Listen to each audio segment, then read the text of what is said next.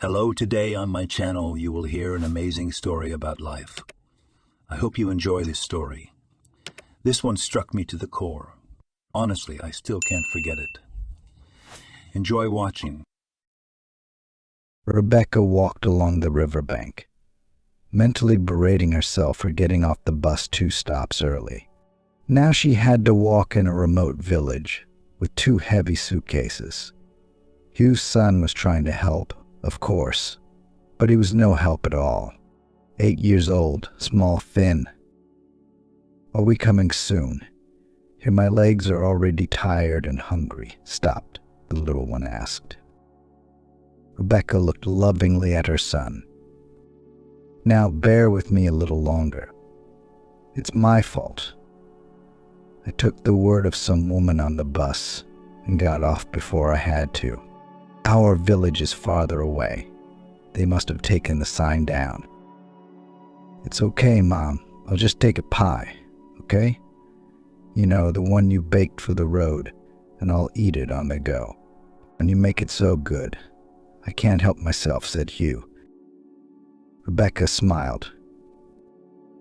"Take it, of course. There's a thermos with tea. But why eat on the go? Let's take a break. You'll sit on one of the suitcases, and the second will be a chair for you. How about it?" "I agree, of course I agree. We'll camp like real travelers." Hugh jumped with joy. Rebecca put the suitcases down on the ground, and then she thought how unfair life was sometimes. Her husband Anthony had not only betrayed her, but had cheated her out of everything in court. But she trusted him, and even gave him a second chance, thinking that she would make it up to him. She sincerely believed that they parted by mutual consent without any hard feelings. So what did Anthony do? He hired some clever lawyers to pay for her inheritance and defeated her in court. And they mocked her by calling her a naive doctor. It's a shame, I can tell you.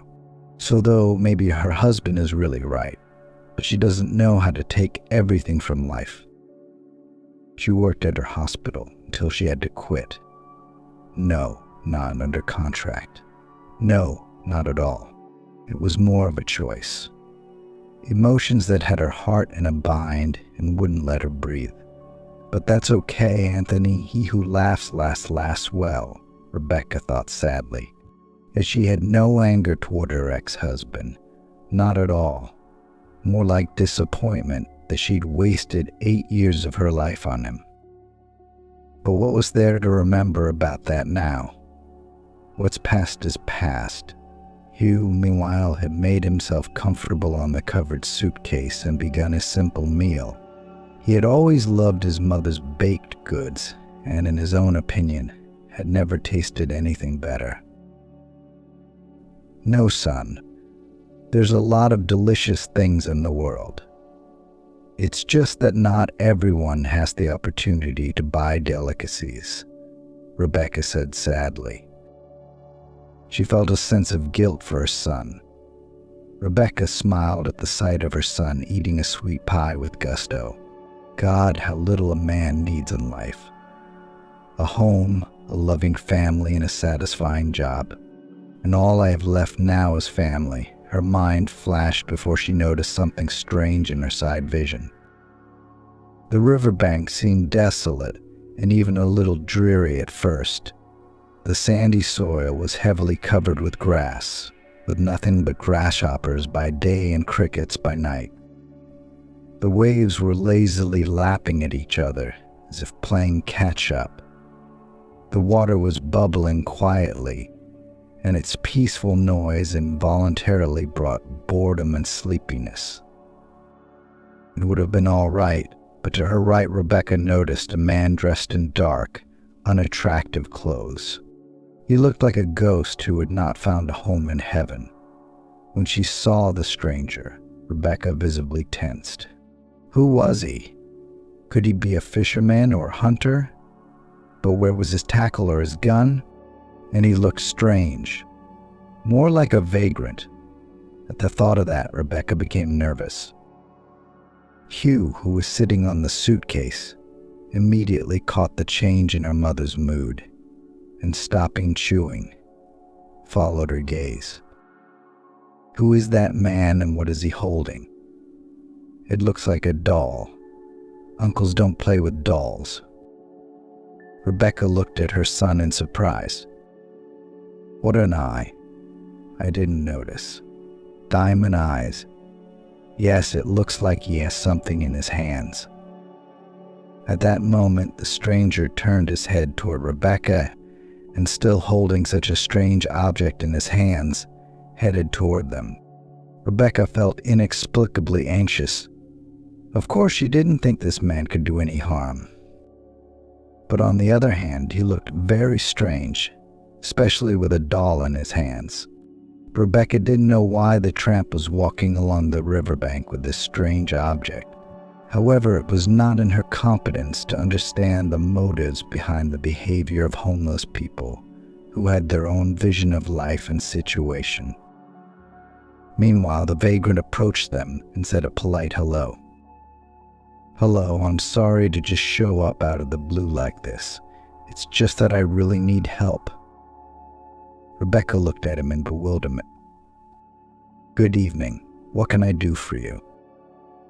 He hesitated for a moment, then looked at Rebecca with tear-filled eyes. I have a little girl in my arms here. I rescued her from the river, pulled her out. Rebecca almost lost her senses from surprise. A girl from the river. And how? What happened? And why is she silent? The tramp shook his head. I don't know. Right now, the little girl is just sleeping. She's very tired. As I understand it, she got into an old boat and swam away from the shore for some reason. The current picked it up and swirled it around in the waves. I was just walking along the shore, looking for dry holes, but I heard screams and rushed to help her myself. I got soaked, and she got soaked. Now I'm thinking where to warm up. Maybe make a fire. But where would I get wood? Only now Rebecca noticed that the tramp's clothes were really wet. But what interested her most was the little girl who was sleeping peacefully in the arms of the homeless man. She looked to be about 6 or 7 years old, though under certain conditions she might well have been Hugh's age.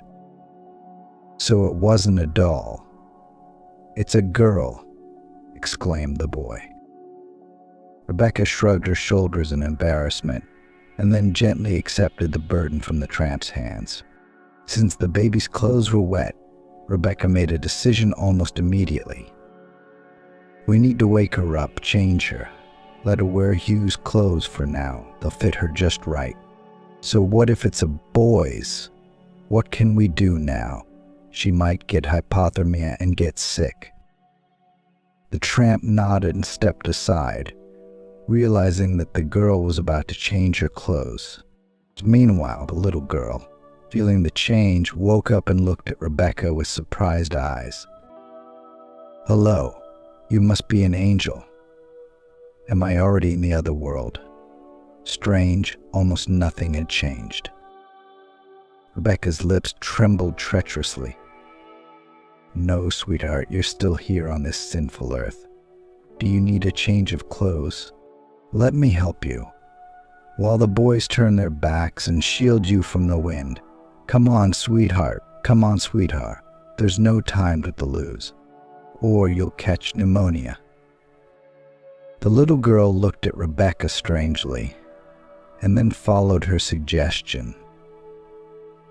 At that time, Hugh and the tramp went aside and watched the river.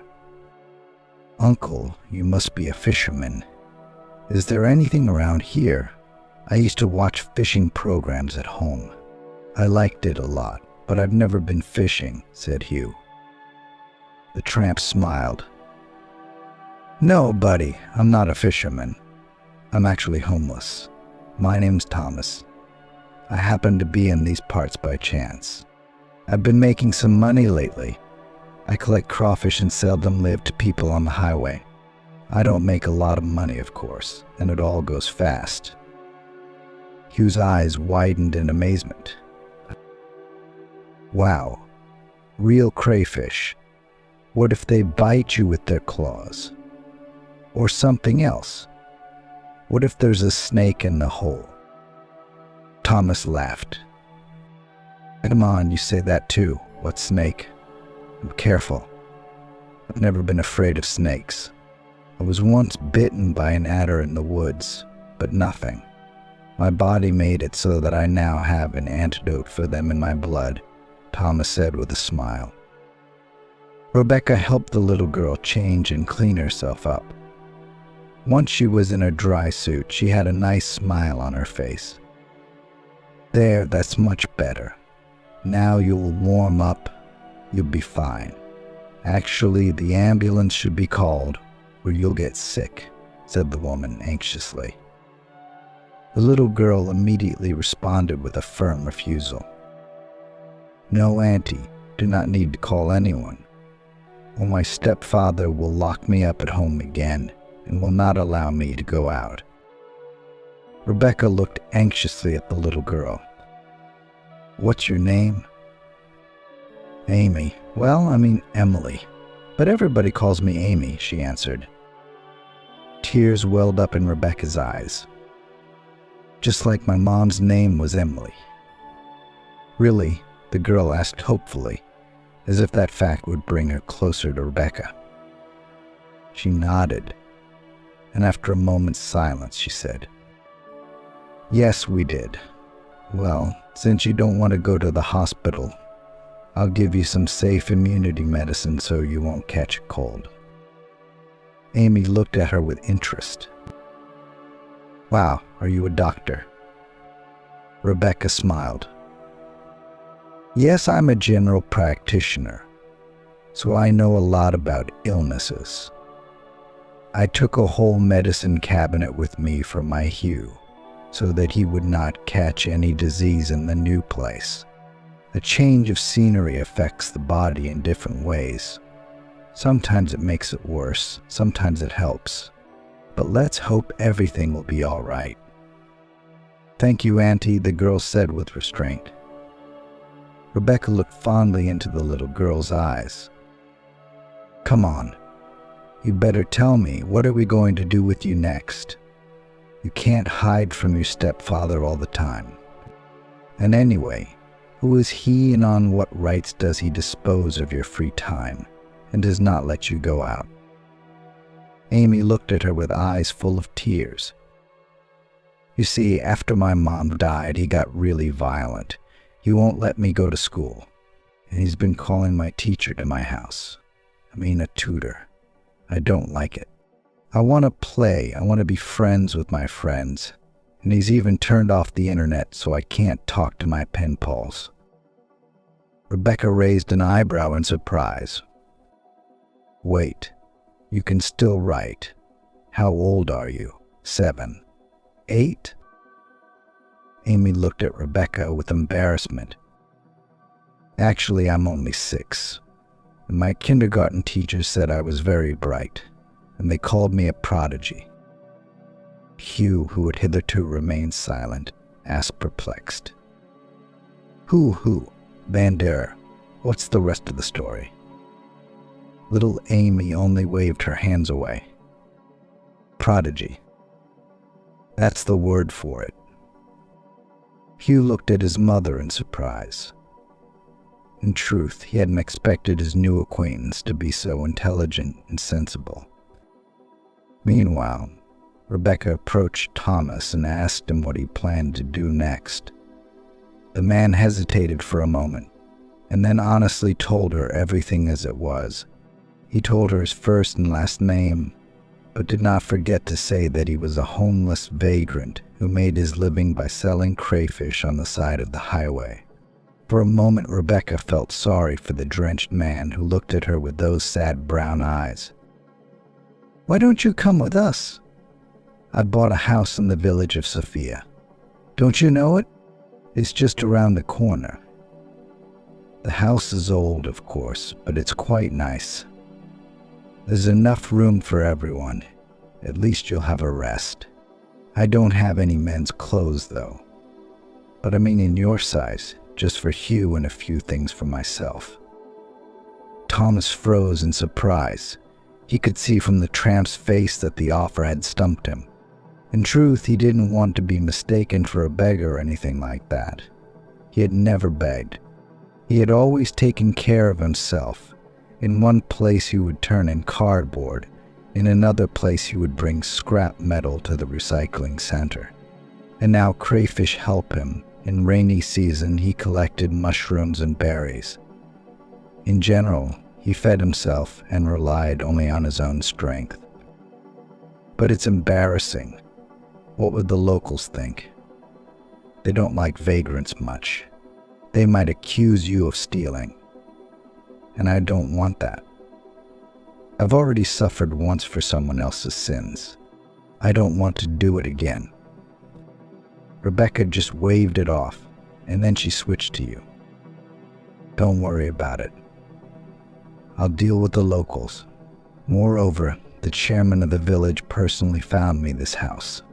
And in general, Sean is a good man. He understands those who need help. Thomas looked at Hugh doubtfully, as if searching for support in his eyes. Fortunately, the boy was glad that this mysterious man, who could catch crayfish with his bare hands, and was not afraid of snakes and other underwater creatures, had come with them. Uncle, come with us. Mommy makes such delicious pies, you'll love them. You'll see, if you try Mom's pastries at least once, you'll never leave us, the boy said maturely and seriously. Thomas smiled and waved his hand in doom. All right, let's go. I'll warn you right away. If there are any problems or leering looks in my direction, I'll leave right away. Rebecca looked sympathetically at her new acquaintance, but did not comment on his praise. She simply picked up one of the suitcases and headed toward the village. By her rough estimate, it was still about half an hour away. Thomas nodded understandingly, and then picked up the second suitcase from the ground, catching up with Rebecca and taking the first one from her. Let me carry it. You're so tired. You'd better help Amy. She's weakened after what happened, Rebecca said, handing over her carry-on. Rebecca walked over to the girl and took her hand. She could tell from the smile that shone on Amy's lips that she had taken the whole thing as one big adventure, and that she was not at all frightened by what had happened to her on the riverbank. As it turned out later, she had run away from home a few hours ago. What was the reason for that, no one knew. Amy went to the river, where she found an old boat, planning to take it downstream. Of course, the little girl's plan looked at least naive and could do her no good. But on the other hand, considering her age, the desire to escape from her hated stepfather could explain a lot of things. All the way there, Amy chattered on and on, talking about herself and how she wanted to be a scientist. As she listened, Rebecca marveled at how much she knew at her age. Hugh listened with rapt attention, his mouth hanging open in surprise. To tell the truth, he had never had such a clever girl to talk to before. Thomas, on the other hand, didn't talk much about himself, as he was embarrassed that he'd spent most of his time living on the streets. Having escaped from the orphanage at a very young age, he had been among the homeless teenagers who survived as best they could by stealing or working as loaders at the market, dreaming of one day becoming rich and making their way in the world. Naturally, most of them ended up in prison, where they disappeared without a trace. And only a tiny handful of lucky ones tried to start a normal life.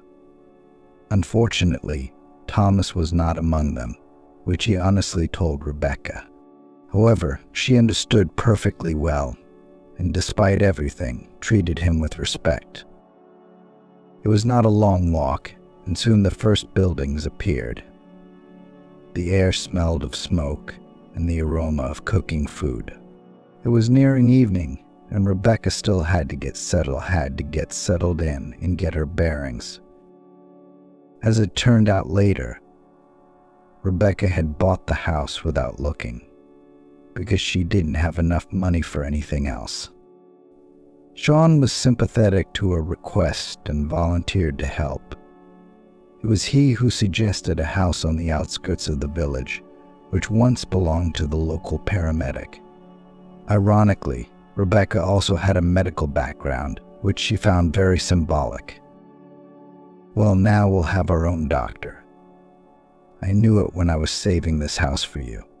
After all, the late Alex had no heirs, and the house, in fact, remained a nobody's house.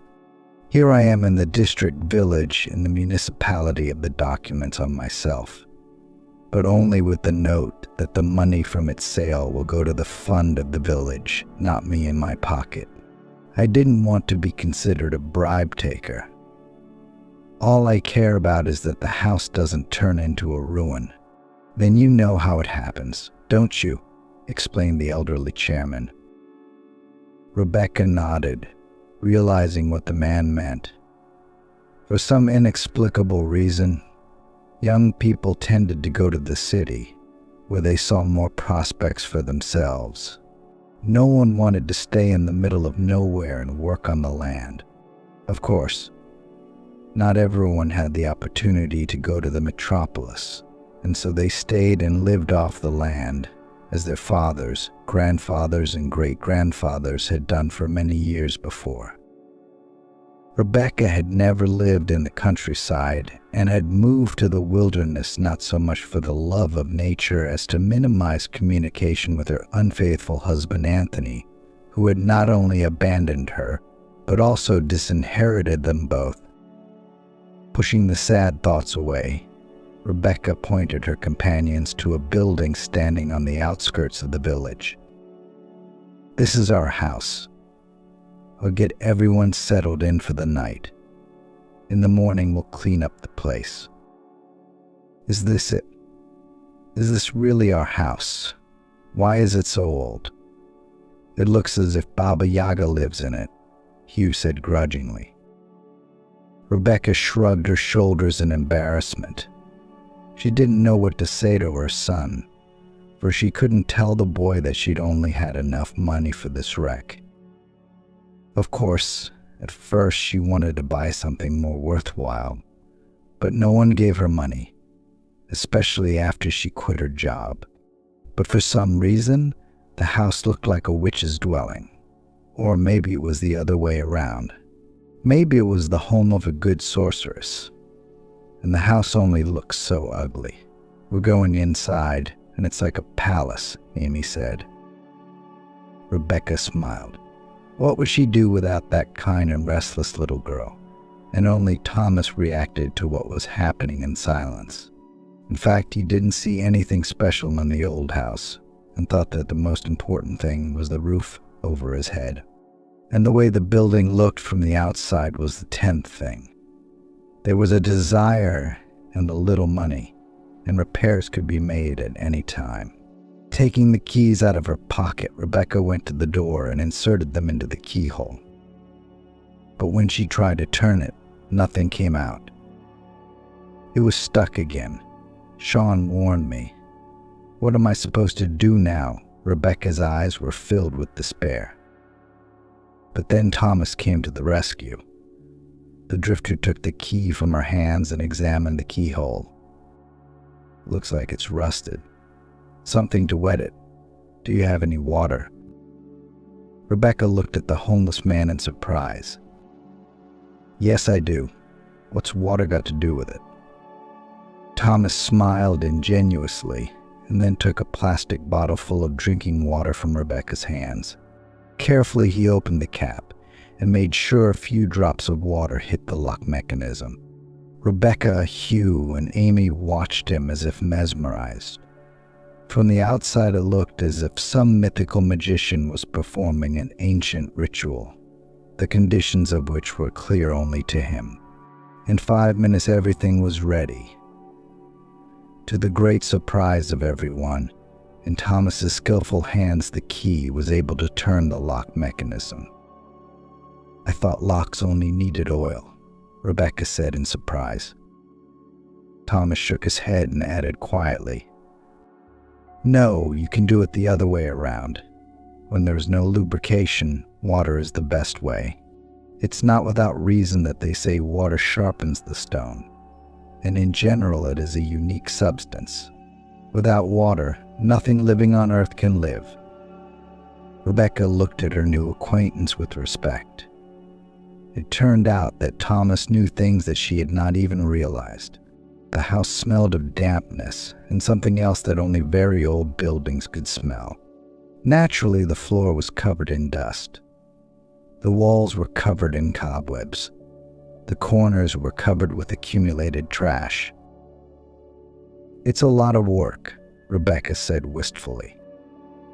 "It's all right, we can handle it together." "Well, if you don't mind," Thomas said, changing tactfully to you again. Rebecca nodded in embarrassment, not knowing how her son Hugh would feel about it. But Hugh was crazy about his new acquaintance, who impressed him by the fact that he could do such things with his bare hands. Sneaking a moment, the boy approached Thomas and quietly asked, "Thomas, aren't you a superhero by any chance? How cleverly you handled that lock. Are you also not afraid to stick your hands in the hole? Come on, you're from another planet, aren't you?" Thomas shook his head with a smile. "No, I'm from this very planet, from the very bottom of it. We homeless people, often notice things that the rest of us don't. But don't look at me. Don't make an example of me. It's not hard to be a homeless person. It's hard to become a normal person. So you always remember that and obey your mom. And I'll help you in any way I can, of course." "I think Hugh's right. You really are like a superhero. I saw you throw yourself into the river after me, and there were waves," Amy said again. Thomas smiled. "I'm not afraid of waves. When I lived in the orphanage, we were enrolled in the swimming section. But those who wanted to, of course, so I was in the group. I was better to swim in the pool than in the orphanage to look longingly out the window and play with broken toys. If I hadn't run away from the orphanage, I'd probably be winning a medal at a competition right now, or, well, why bring it up now?" "Do you never cease to amaze me, Thomas," Rebecca said respectfully, now using the you word herself. She fumbled for the light switch and turned on the light, making the house feel much cozier. It was starting to get dusk outside, so being in a dark house wasn't very comfortable. The light bulb above her head flashed with a dim yellow light, giving everyone the illusion of a distinctive moonlight glow. The light made the squalor of the house seem less acute. When Rebecca had gone through the house, room by room, she chose a bedroom with a couple of beds and a small sofa. It was here that she decided to make herself comfortable with Hugh and Amy, who would become a member of their family by fate. Not for good, of course, since that was illegal, at least for one evening, and then we'd see. Accustomed to Spartan conditions, Thomas chose a rocking chair in the hallway. "I'll sit here. It's more comfortable. I've always wanted one of these things," the tramp said with admiration. As the children and Rebecca were exhausted from the day's work, they did not want to delay their bedtime and soon went to sleep. Thomas, sitting in his rocking chair, looked at the yellow apple of the moon and marveled at how fate could give the most unusual surprises. Of course, he didn't consider Rebecca and Hugh his family, but on the other hand, he got the opportunity to take care of them, which was very important to him. Few people knew that a couple of years ago, Thomas had even taken a mental approach, trying to start a family. But only the soulful impulses of a young vagrant no one understood, and the bride who worked in the store laughed in his face. After that, she defiantly left Thomas, going to a richer groom. But the guy really changed then. He got a job, rented a place, and began to dress well, not forgetting to give gifts to the stroppy chosen one from the grocery store. Thomas was ready to catch every word Kayla said, thinking she was his soulmate. The truth was much worse than he had imagined. As it turned out later, Kayla had simply used him to win an argument with the store manager, who had once mentioned in conversation that an employee could never change a street hobo by making him love her. Kayla thought for a moment and then accepted the challenge, guided only by her lust for profit and the size of the bonus established by the director. In fact, Kayla already had a fiancé whose parents ran a small restaurant downtown. Thomas learned about all this much later, when he became the object of ridicule and was even caught in the crosshairs of several hidden surveillance cameras, the data from which had mysteriously leaked to the internet. Thomas couldn't bear the embarrassment, so he went back into the wild. He quit his job and started living the life he was used to. The deep, unhealed wound in his heart was very painful, causing the unfortunate guy a lot of suffering. Since then, Thomas had been wary of women, although he realized that there were good people among them. Take Rebecca, for instance. She was kind, caring, and attentive, and her son Hugh was so nice. And the rescued Amy is not a girl at all, but a beauty. Thomas's mood improved considerably. Then, without noticing, he fell into a dream. The rocking chair slowed down. Both fell asleep, having become vagabonds during the day. But Rebecca, despite the seeming fatigue throughout her body, was unable to fall asleep in the hard, seemingly foreign bed. She thought back to Anthony and the deed her husband had done. They had met while attending university. Both dreamed of connecting their lives with medicine and even interned at the same institution. Unfortunately, this is where the similarity of their interests ended. Rebecca always studied well, strived to master the profession so as to know all the subtleties hidden from the eyes of the common man. But Anthony was always lucky and the son of wealthy parents, who in case of anything always helped his son with money. Among the students then persistently rumored that the entrance exams Anthony failed miserably, but his parents brought the right amount of money to the right place, and he was on the list of the lucky ones enrolled on the budget form of education. Rebecca herself did not believe it, because at that moment Anthony seemed to her a good and kind guy. A little reckless, of course, but no less nice. They say opposites attract, and so she and Anthony were those opposites, and so it went from there. Daily meetings, romantic dates, and acquaintance with Anthony's parents, who quite expectedly took Rebecca at bayonet. To the credit of the guy, it should be said that at that point he was able to defend his opinion and eventually brought the matter to the palace of marriage. The wedding was played modest because Anthony's parents have always been stingy, and Rebecca's mother, and could not boast of serious savings. Delay with the celebration of the young did not begin because Rebecca was already 2 months pregnant. In fact, Anthony was faced with a difficult choice: to marry Rebecca or, taking advantage of connections and money, to abandon the child, pretend that he did not know this girl. After much deliberation, the son of a businessman decided to become a father, hoping to add solidity to himself in the eyes of future colleagues and acquaintances in the therapeutic department of the First City Hospital.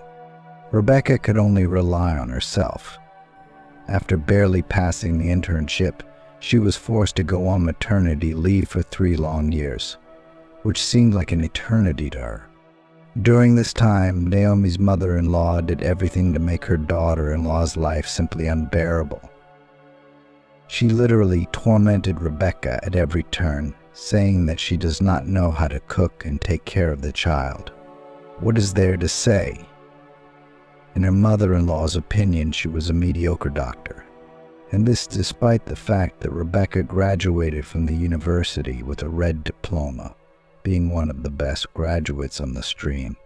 But Mama's boy Anthony always relied only on Rebecca's help because he could not pass any of the exams on his own. When Hugh was 3 years old, Rebecca was able to go to work, and the first thing she did was to move out to a rented apartment, taking with her young son. Anthony had resisted this at first, as he was used to the luxury he had lived in since he was born. And Naomi and Oliver went on him for years, buying cars, expensive things, and paying for entertainment in nightclubs and restaurants, combining a wild life with work in the clinic.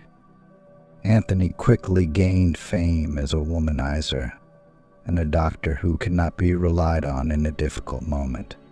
Of course, the head of the department had to put up with his presence, because thanks to Anthony's father, the clinic received new equipment.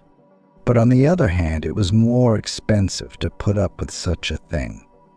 And so Bill realized that at one point the patronage of Father Anthony Brown will come to his detriment. Rebecca, on the other hand, worked as hard as her husband, becoming a true professional of her work. Rebecca loved patients, did everything to tormented by an insidious disease people feel much better from the first minutes of communication with her. Soon it led to the fact that at the admission to the therapy department, each of the patients sought to get to Rebecca Brown, whose treatment guaranteed healing, while her husband Anthony made one misstep after another, trying to set up the process in such a way as to shift his responsibilities to someone else. However, no matter how long it lasted, everything comes to an end. When Hugh turned 5 years old, Naomi and Oliver Brown were in serious business trouble. Of course, this threat did not arise overnight and was the result of their machinations and abuse of their power. In particular, it concerned tax evasion, which now came out sideways for the whole family. Naturally, Naomi and Oliver tried to go to court to get leniency from the inspectors. But everything turned out to be in vain. It so happened that in the end they lost everything in an instant, turning into ordinary and unremarkable people. They could no longer pay for their son's debauchery and partying, and were forced to count every cent due to new life circumstances. Rebecca took it with due understanding and even tried to help relatives who found themselves in such a difficult situation. Unfortunately, Naomi did not appreciate the heartfelt impulses of her sister-in-law and took it as a mockery. The result was a deterioration in her relationship with Anthony, a marriage that was already on the verge of collapse. Rebecca had to balance work and child rearing alone. Anthony behaved as if he had nothing to do with the issues of maintaining comfort in the family. In the last years of marriage, Rebecca's husband loved the night shift, where he shamelessly indulged in affairs with mistresses chosen from among the young nurses. At the same time, Rebecca repeatedly heard that her husband was not faithful to her. She'd heard it both from co-workers and from the head of the department, Bill. It's hard to say why she put up with it, why she hoped her husband would come to his senses. Perhaps she thought that if guilt wasn't proven, it was just empty words, nothing serious. True, it is difficult to say how long such a life would have lasted if Rebecca had not found herself in the epicenter of very strange events. And it all started when a critically ill patient was admitted to the therapy department. Alex. It was rumored that he was a famous businessman who for some inexplicable reason decided to undergo treatment in an ordinary city hospital. Many people didn't understand why Alex did it that way. All became clear a little later when Rebecca conducted an extensive analysis and realized the man is terminally ill, and he knew about it for a long time and did not make a tragedy out of it. And therefore, Not wanting to die in the golden cage presented to him by the private clinic, he decided to be close to the people, to communicate one last time with those who lived a simple life without luxury. Rebecca did not share Alex's decadent mood and hoped to save him, no matter what. But her husband Anthony immediately saw this as an opportunity for personal enrichment. For this very reason, the son of bankrupt parents began to hover around the businessman like a snake, squeezing rings around an unsuspecting rabbit. Telling Alex about his father, Anthony said that he was very sorry for what had happened and dreamed of helping his parents to regain their former positions in business. Alex listened in silence, only occasionally giving caustic remarks or advice. Of course, he knew Brown's story, knowing perfectly well that the couple received their punishment, not just for nothing, but for a cause. After all, if you want to deceive your own people, then be prepared that one day you will have to bear a just punishment for it. Alex himself never allowed such a thing. That's why his biography was cleaner than a schoolboy's notebook on the eve of September 1st. It so happened that the elderly businessman had almost no heirs left. No, of course, Alex still had 3 nephews and nieces. But Alex didn't want to leave such a huge empire to his relatives, because he understood perfectly well. After his departure, they would simply tear up everything piece by piece, leaving only a handful of crumbs on the plate in memory of a huge pie. So Rebecca didn't even think about Alex's business. She had only one goal: to cure him of his insidious disease. At one point, thanks to the efforts of a young woman doctor, the elderly businessman even went into remission, which gave him hope that he could be cured. It's not that he knew. All this is self-deception, and Alex was not long. That's when the cunning businessman in a hospital gown began to groom the dying rich man, discreetly pushing the patient to include him in the list of heirs. At first, Alex was suspicious and immediately saw Anthony's words as personal gain. But then, when the disease worsened with complications, the elderly man realized that Anthony's words made sense.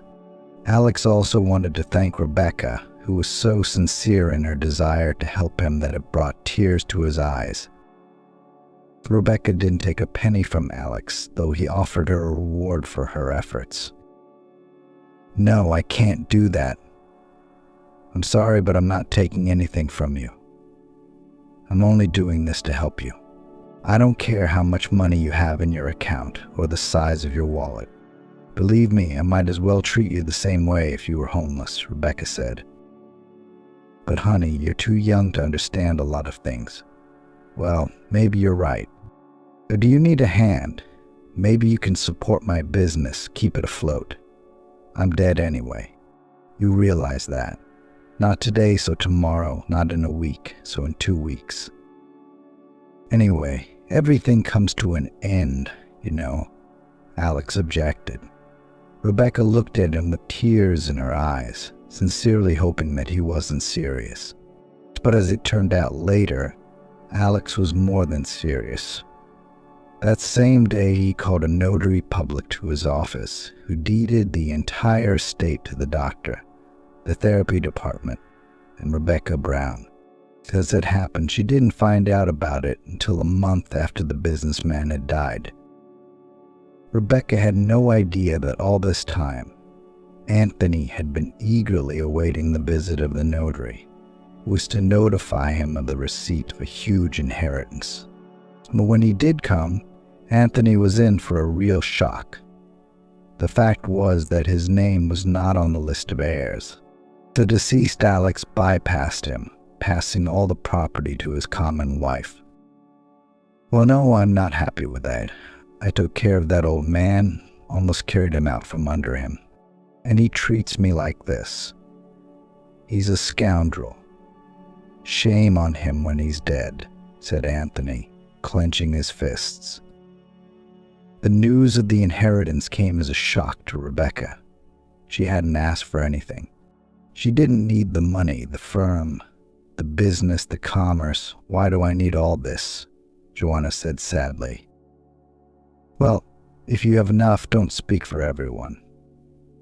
Okay, her husband said with undisguised irritation. Not knowing what to do with her inheritance, Rebecca was at a loss as to her future. But Anthony took the matter more seriously and immediately consulted several lawyers who offered him a plan of action. It so happened that, at their suggestion, Anthony decided to divorce Rebecca from her inheritance. Naturally, without forgery and falsification of documents, it would be simply impossible. But Anthony did not in vain live so much time in the Brown family, not to know about the financial machinations of almost everything. It was he who found perjured witnesses who signed and testified in court. Rebecca purposely drugged the late Alex to suppress him and induce him to make the necessary will. Anthony himself made himself look like a knight on a white horse, who only did what he did to try to save the businessman, supporting him and not letting him lose heart. When Rebecca heard of this injustice, she felt uncomfortable. Of course, she suspected that her husband was no longer the man she had once married, but she still hadn't expected such meanness from him. Not only did Anthony have a trail of love affairs with nurses, but he decided to leave his son without alimony and livelihood through numerous legal manipulations, and he was able to reorganize everything into his own name. All of this was revealed only in court, where Rebecca came almost unprepared, hoping for the justice of the law. And after all, she did not even suspect what her husband was up to. The brutal truth was so unpleasant that Rebecca ran out of the courthouse in tears, sobbing silently.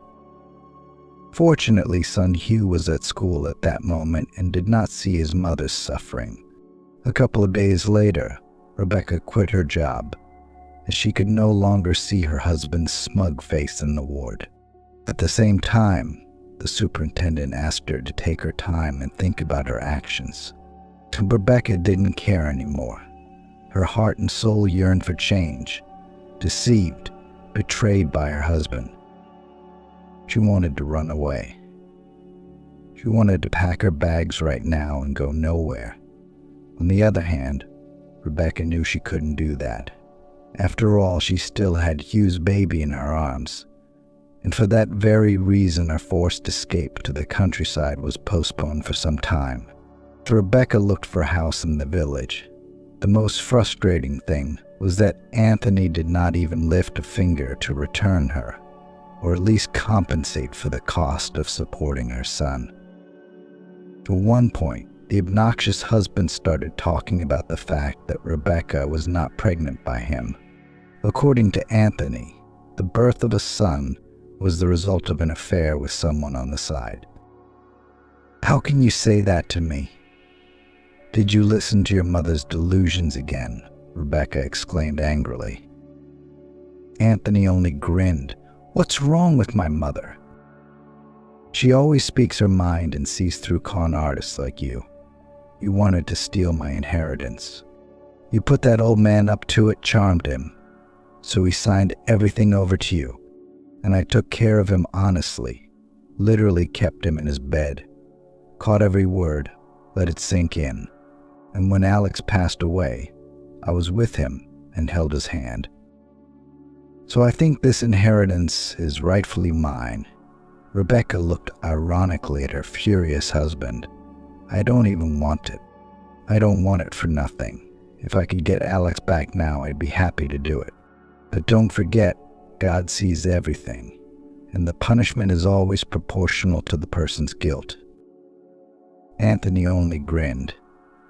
At that moment, he felt himself back on the horse and knew that, with the help of the deceased's assets, he would be able to revive his parents' business, and then he would live in luxury with the money they would provide him. Rebecca, on the other hand, had quit her job and found a house in the suburbs. where she moved with Hugh and her new friends. Despite her best efforts, it was not until morning that she was able to sleep. Memories kept her awake, making her toss and turn in bed, reliving those unpleasant moments from the past. So probably, each of us at least once in our lives has experienced such a thing, when a loved one betrays and life seems cruel and unfair. But if it wasn't for taking care of her son, Rebecca might have lost heart and would not have been able to find the strength to go on living. As it was, her 8-year-old son never let her feel sad for more than a couple of hours, as he always demanded attention and love from his mom. Thomas woke up with the dawn. Carefully opening the door, he looked around and stepped outside. How nice it was in the countryside, especially in summer, when the clear blue smoke hung over the river in the early morning. The birds sang their simple songs, and the restless blacksmiths tirelessly measured the plot of land up and down. Thomas's mood brightened, especially when he looked up at the sky and realized that the day was going to be very sunny and warm. Following Thomas woke up Hugh, who immediately ran outside after his new friend. "Now, Thomas, are we going fishing for these crayfish? You'll show me how to catch them. I'm scared when I see them," the boy asked, hardly able to contain his excitement. Thomas thought for a moment and then agreed. But it would be later in the evening, because they had a lot of work to do during the day.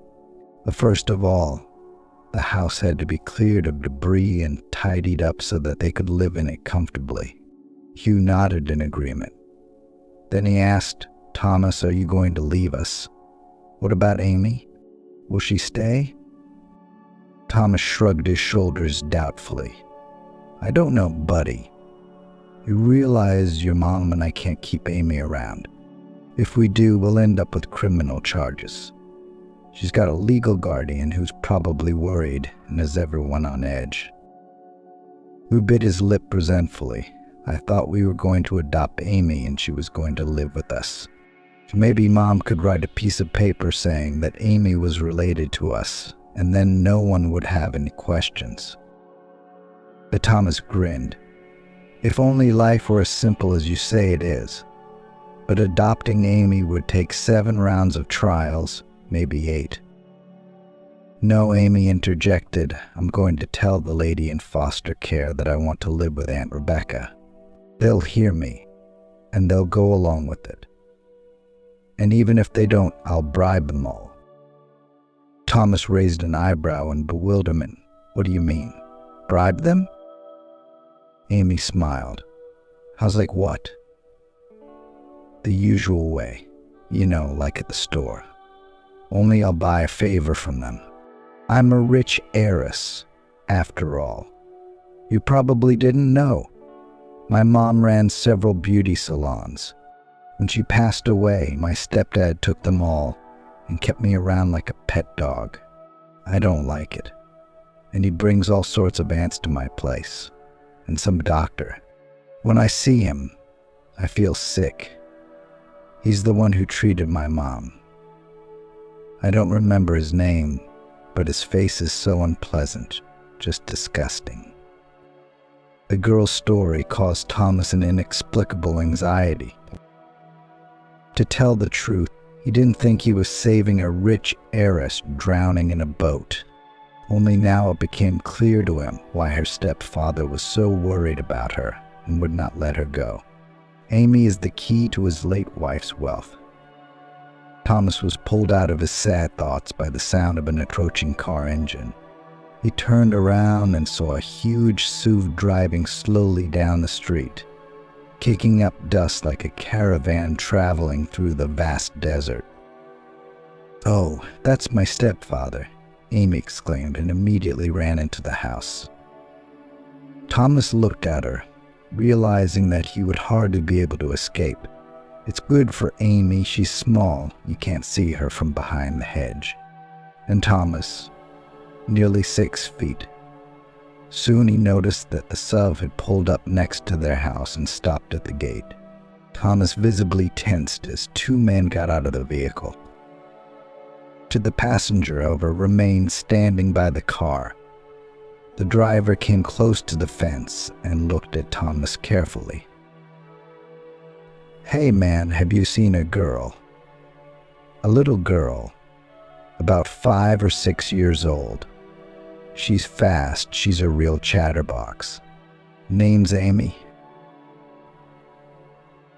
"No, I haven't," Thomas lied, glancing furtively at the door of the house, where the girl's profile was easily visible through the slit. "I'd only just moved in with my wife." The stepfather squinted at Thomas. His eyes showed he didn't believe a word he said. At that moment, the front door swung open and Rebecca appeared on the doorstep. Guessing what was going on, she decided to play along and put her arm around Thomas's shoulders. "Oh, who's here to see us?" Thomas breathed out a sigh of relief. "There's a man looking for his daughter. His name is Amy. Have you seen her?" Rebecca had a look of genuine amazement on her face. "No, I haven't. Where would she be? It's so remote." At that moment, the figure of a second man separated from the SUV, who came closer and exclaimed, "Who do I see? Rebecca, is that you? So this is your new husband. You don't value yourself at all. So you hooked up with the tramp. Tell me, can't you think of anything better to do?" Rebecca looked up and met her ex-husband's eyes. Ironically, it was Anthony who turned out to be the very friend of Amy's stepfather who had once treated her late mother. "Anthony, what are you doing here?"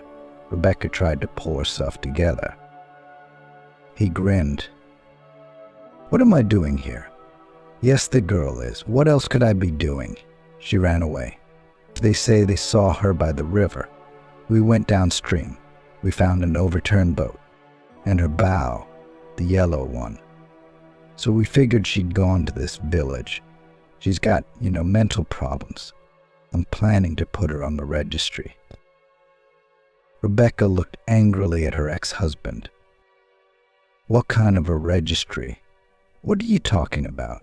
Come down to earth. What right do you have to mess with that girl? You're a therapist, not a pediatrician, and especially not a psychologist." Anthony's eyes lit up with anger. "Why does it bother you so much? Actually, it's my business. And I'll decide what I do and how I do it. You already had your chance to prove yourself. Only you blew it. You were wondering if you should inherit or not. I could use anything. You see, life is like that. It doesn't like weaklings and only respects strength.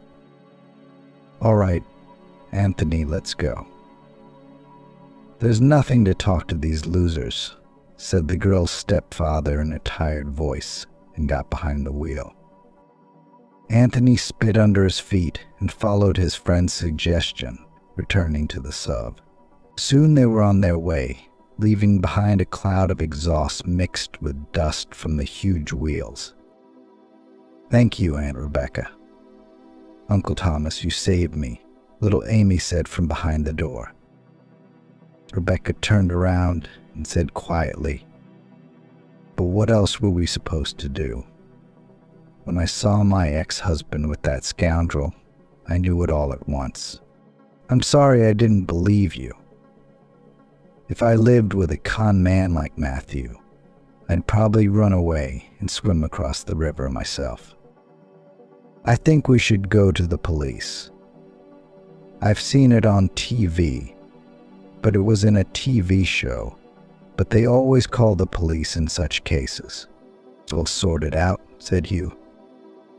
Rebecca smiled, exchanging a meaningful glance with Thomas. "You're right, but we'll have to go to the police with Amy. We can't do it without her. Otherwise, no one will believe us." "What are you going to be able to tell me what happened, Amy?" Rebecca asked. The girl smiled and nodded readily. "Of course I can. I'll tell them enough to put my stepfather in jail for 20 years. Well, that's good, Thomas summarized. Now we have to eat breakfast, and then we'll be on our way. I don't think we should delay, because we don't know if your stepfather will come back and search our house more thoroughly. Rebecca looked at Thomas in surprise and surprise. He's a good man after all, kind and determined, and he knows a lot of things that I don't even know about. Rebecca made a quick breakfast of a few eggs fried on an old electric stove and started to get ready for the road. But just as they were about to head for the bus stop, Sean, the village chairman, entered the yard. When he saw Rebecca and her family, he raised an eyebrow in surprise. "What are you doing here, Harper? I thought it was just you and your son, but you have a whole family. Why didn't you say so in the first place? I would have found another house, a bigger one." Rebecca was confused for a moment, not knowing what to say. Luckily, Thomas came to the rescue. "So we didn't know it would be like this. We met on the road and decided to live together." Sean shook his head, mentally agreeing with the words of the stranger, and then asked, "Listen, have you seen a couple in Suv? I thought they came by your place too. They were looking for some girl. They said they'd stolen her or something." Rebecca blushed to the roots of her hair in embarrassment. "We didn't steal her. She came to us on her own. Her stepfather kept her in the house, kept her from socializing, from going out with her peers. So all for the sake of a will, you know." "What will?" surprised the chairman. At that moment, Amy spoke up. "What kind of will?" "The kind that all children get when rich parents die. That's what I got when my mother was gone, and my stepfather, Uncle Matthew, took it all for himself, so I ran away." "That's a twist," the chairman said with surprise, and then scratched his head thoughtfully. "Look, I think you ought to go to the police. I have acquaintances there. I'll call you now so that he can take you out of turn. He's a good man. I hope he can help. It's not right to infringe on a child, and someone's going to have to answer for it. Thank you so much. You've been a great help," Rebecca said with emotion, feeling incredibly relieved. As it turned out later, Sean hadn't lied and was really on friendly terms with the chief of the district police department. Not only that, but after hearing about the incident with the little girl, the officer personally came to them to talk to Amy and take statements from Rebecca and Thomas.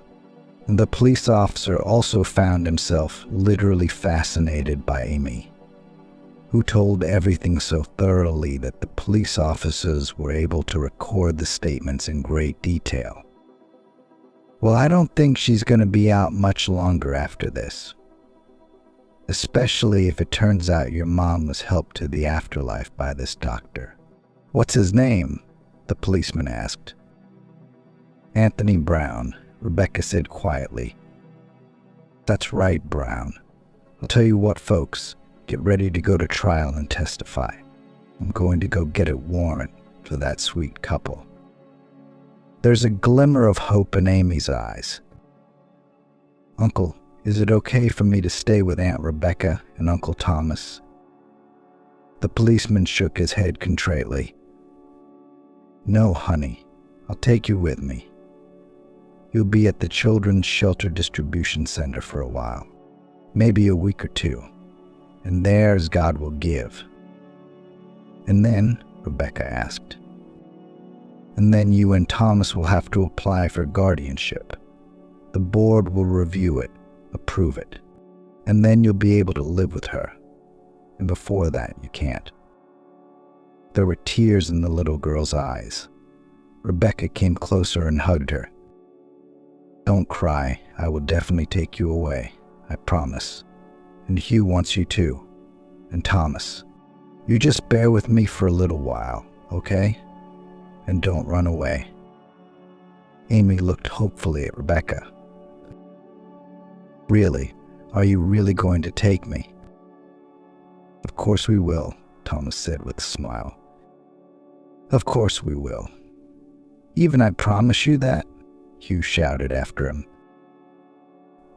The week flew by, and Rebecca couldn't think about anything else but the upcoming trial with Anthony's ex-husband and Amy's stepfather, Matthew. Fortunately, this time a couple of crooks were not helped even by expensive lawyers who were powerless before the testimony of the little girl Amy. To the surprise of the judge, the little girl told everything in detail, pointing at the end of the finger at the two scoundrels.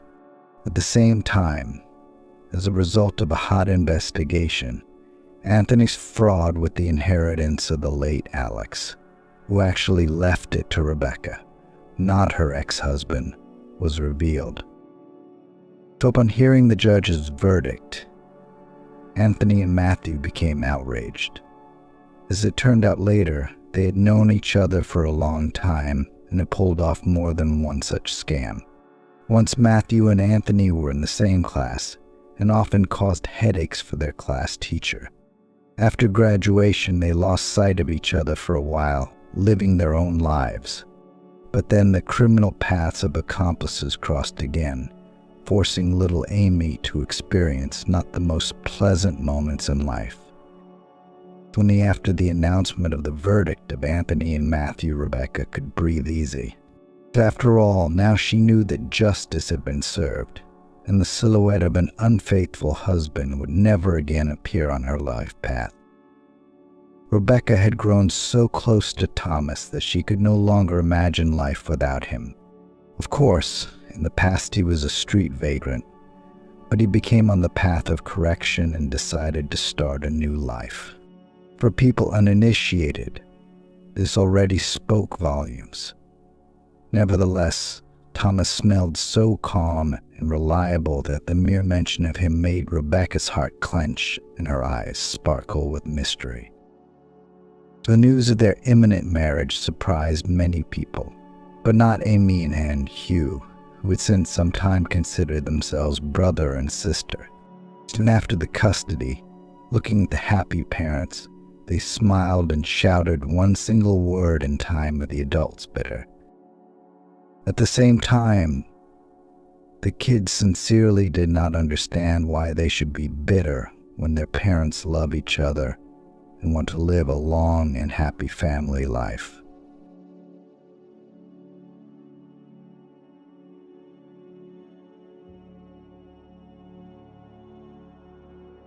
Jennifer loved this time of year. She could run quietly along the park's paths, breathing in the fresh scent of grass and flowering trees, still warm from the summer heat.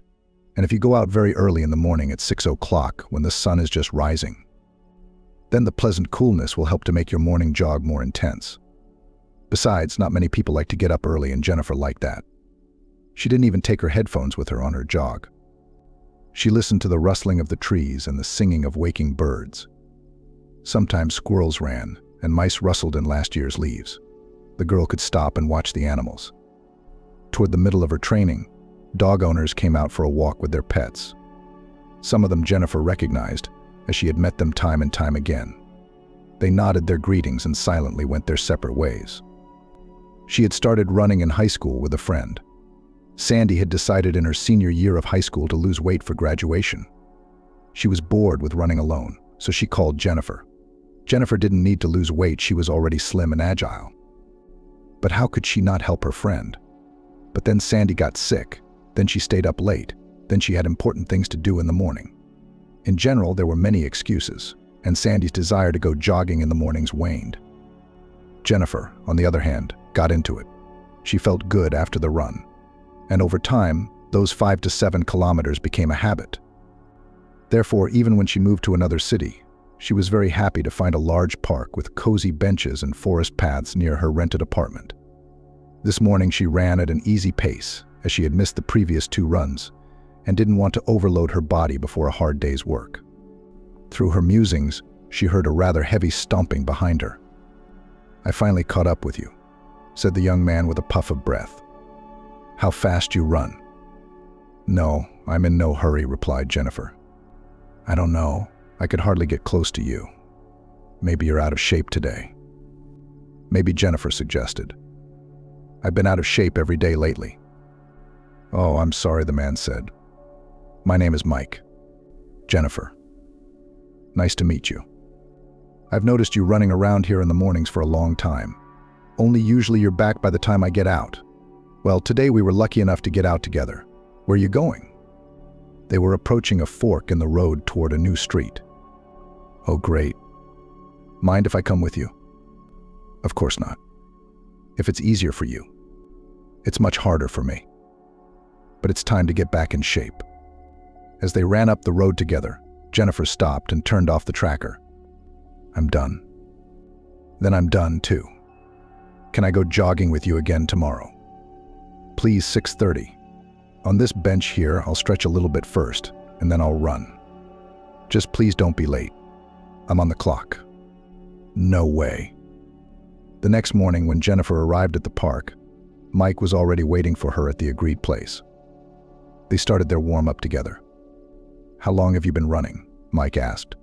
"More than 5 years. I started in high school." "And you?"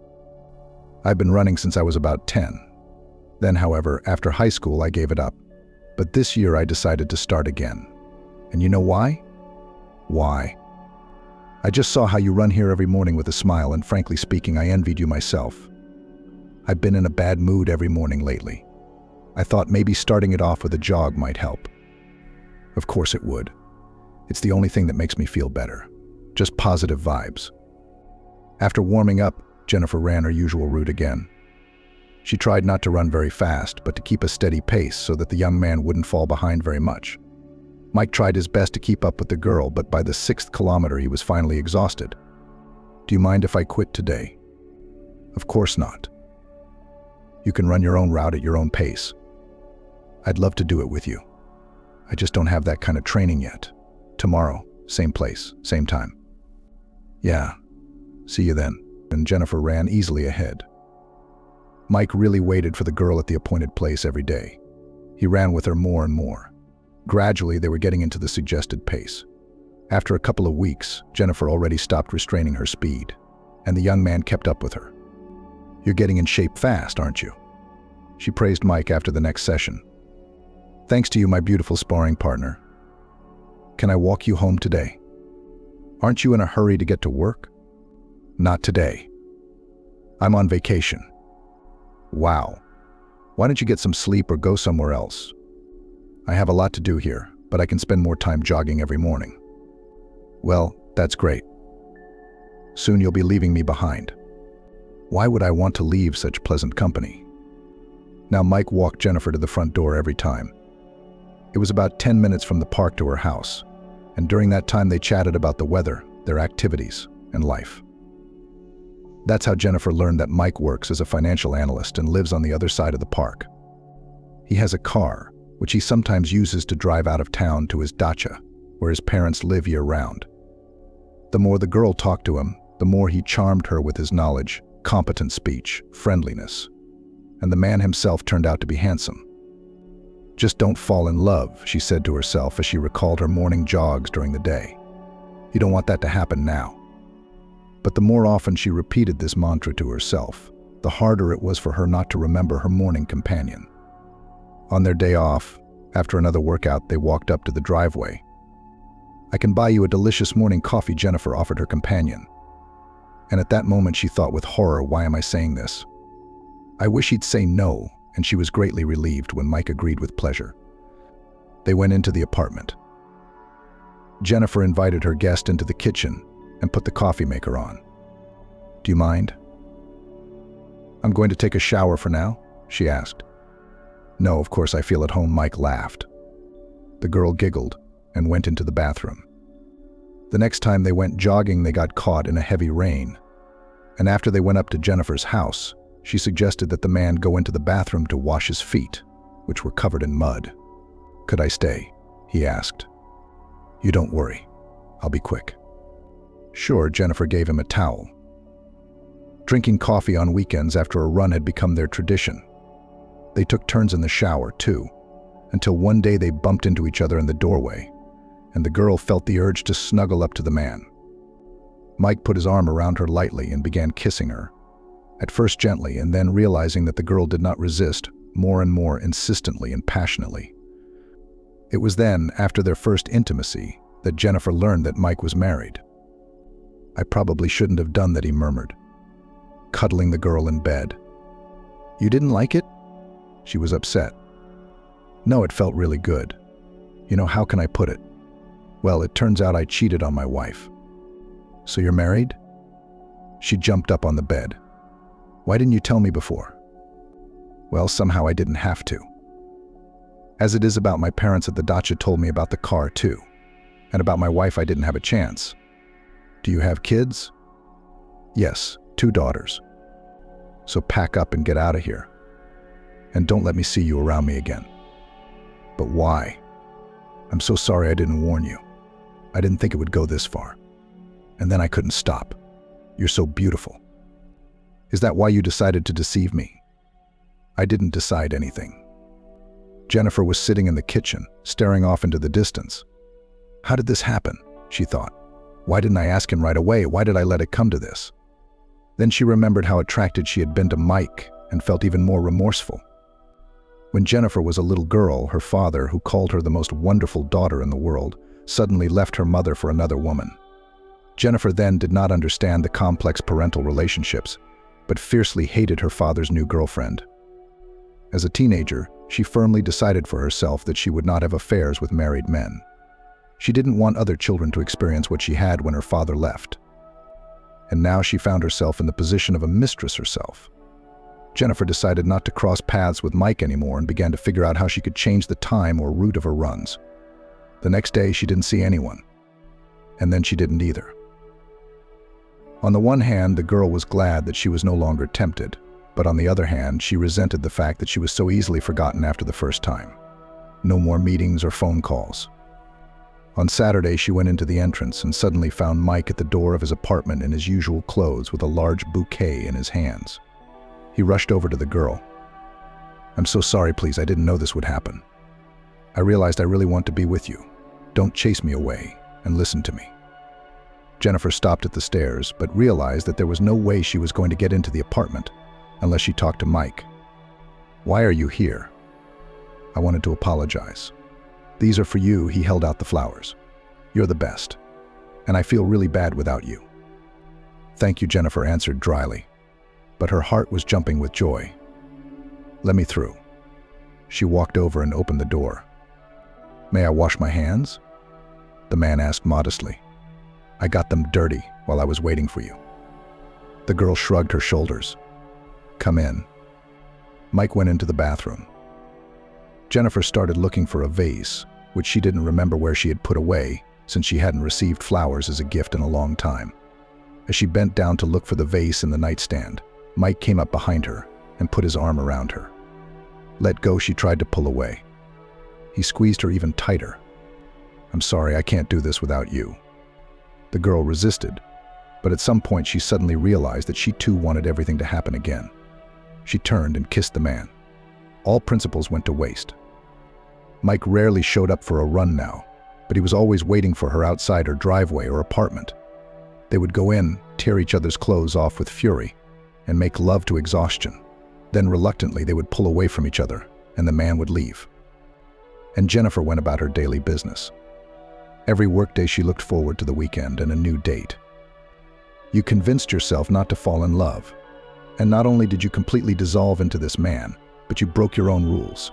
He's married and has daughters. And you are just a mistress with whom he is resting from family boredom, the girl thought. She was about to come to terms with her situation when she suddenly discovered that she was pregnant. This was not part of her plans at all. Her salary was barely enough for a rented apartment and life. And then there was a baby. The girl decided to have an abortion. Only there was a problem: the procedure was done for a fee, and Jennifer did not have the means. So she decided to tell Mike about the pregnancy. He is also involved in her situation. When the man came to her once again, after intimacy, she said, "I'm pregnant." What, he asked her again. I feel so good with you that I got pregnant. I have to have an abortion, but I don't have the money. Will you help pay for it?" "What abortion?" Mike exclaimed. "It's beautiful. I love you and the baby so much. Give me a son, please. I only have 2 daughters. May you and I have a son." Mike looked at the girl pleadingly. She was very surprised at his reaction, which she had not expected from a married man. Jennifer assumed that there would be a scandal, threats, the breakup of the relationship. But the joy of it completely threw her off balance. "But how, Mike? You're married, aren't you? What kind of son would I have? How am I supposed to raise him? I can barely make a living on my own." "I'll help you. I'll get a nanny. I'll give you money. I can't get a divorce, but I will recognize the child. Please don't have an abortion. Give me a little boy, my dear." "I'll think about it," Jennifer said. And indeed, she thought for a long time. The girl went to the doctor, clarified the deadline by which she had to make a decision, and thought about what she should do. On the one hand, she realized that all the care of the child would fall on her. Mike would only be a Sunday dad. On the other hand, she loved this man so much that somewhere inside she was thinking, "I will give birth to his son. He will see how good we are together, and will definitely divorce, and come to live with me through the prism of his love." There was no way Jennifer could adequately evaluate her actions. She needed to consult someone, so she called Sandy, her best friend, who by that time already had a husband and a child. "You're a piece of work," was the first thing her friend said when she heard the news from Jennifer. "And who's the daddy?" "That's not the point. That's not the point. I'm not getting married. I want an abortion, and he's telling me to keep the baby." "Are you crazy? What abortion? Of course you should have the baby. You don't know how happy it is to look at a little person who loves you for nothing. When I look at Mikey, I'm filled with love too." "Sandy, you're married. What if I have a baby and I have to raise it alone in a rented apartment with a small salary? I can't afford it." "Isn't your dad planning on helping out?" "They promised to provide." "But I can't rely on that. I don't know what anyone's saying." "I don't know, Jennifer. They say there's a bunny. There's a law and I can't support you in your decision to have an abortion. I look at Mikey and I think, how could this be? It wouldn't be such a miracle." "Okay, thanks. At least I talked to someone. Come on, I'll keep thinking. I still don't think I should terminate the pregnancy. I haven't made up my mind yet." When Mike found out about Jennifer's pregnancy, he became even more alert and attentive. He came much more often and constantly asked what her plans were. In the end, the girl believed that the man would not abandon her with her son. And even without voicing the decision to herself, she as if by accident missed all the deadlines for abortion. "When else can I have an abortion?" she asked. Mike was very happy. "I'm going to have a son," he murmured as he nursed Jennifer back to health, giving her money for doctors and vitamins and accompanying her to checkups. Jennifer was terrified of what would happen if she had a daughter. But at the next ultrasound, the doctor confirmed her father's hunch. "You're having a son, Mommy," she said to Jennifer lying on the couch. Jennifer smiled. "I'm starting to believe that after the baby is born, things will get better." She took maternity leave from work, and the following spring Jennifer had a baby boy who looked a lot like Mike. She named her son Stephen. There was a dash in the father's name. "I'm definitely going to adopt him," Mike said, but only a little later. "Okay, sweetheart. Look at the little guy." The older the boy got, the less often Mike showed up at Jennifer's house, and the less money he gave her. It got to the point where she couldn't afford to buy formula for her son. So she called the man she loved. "Why are you calling me?" He got angry at the young mom.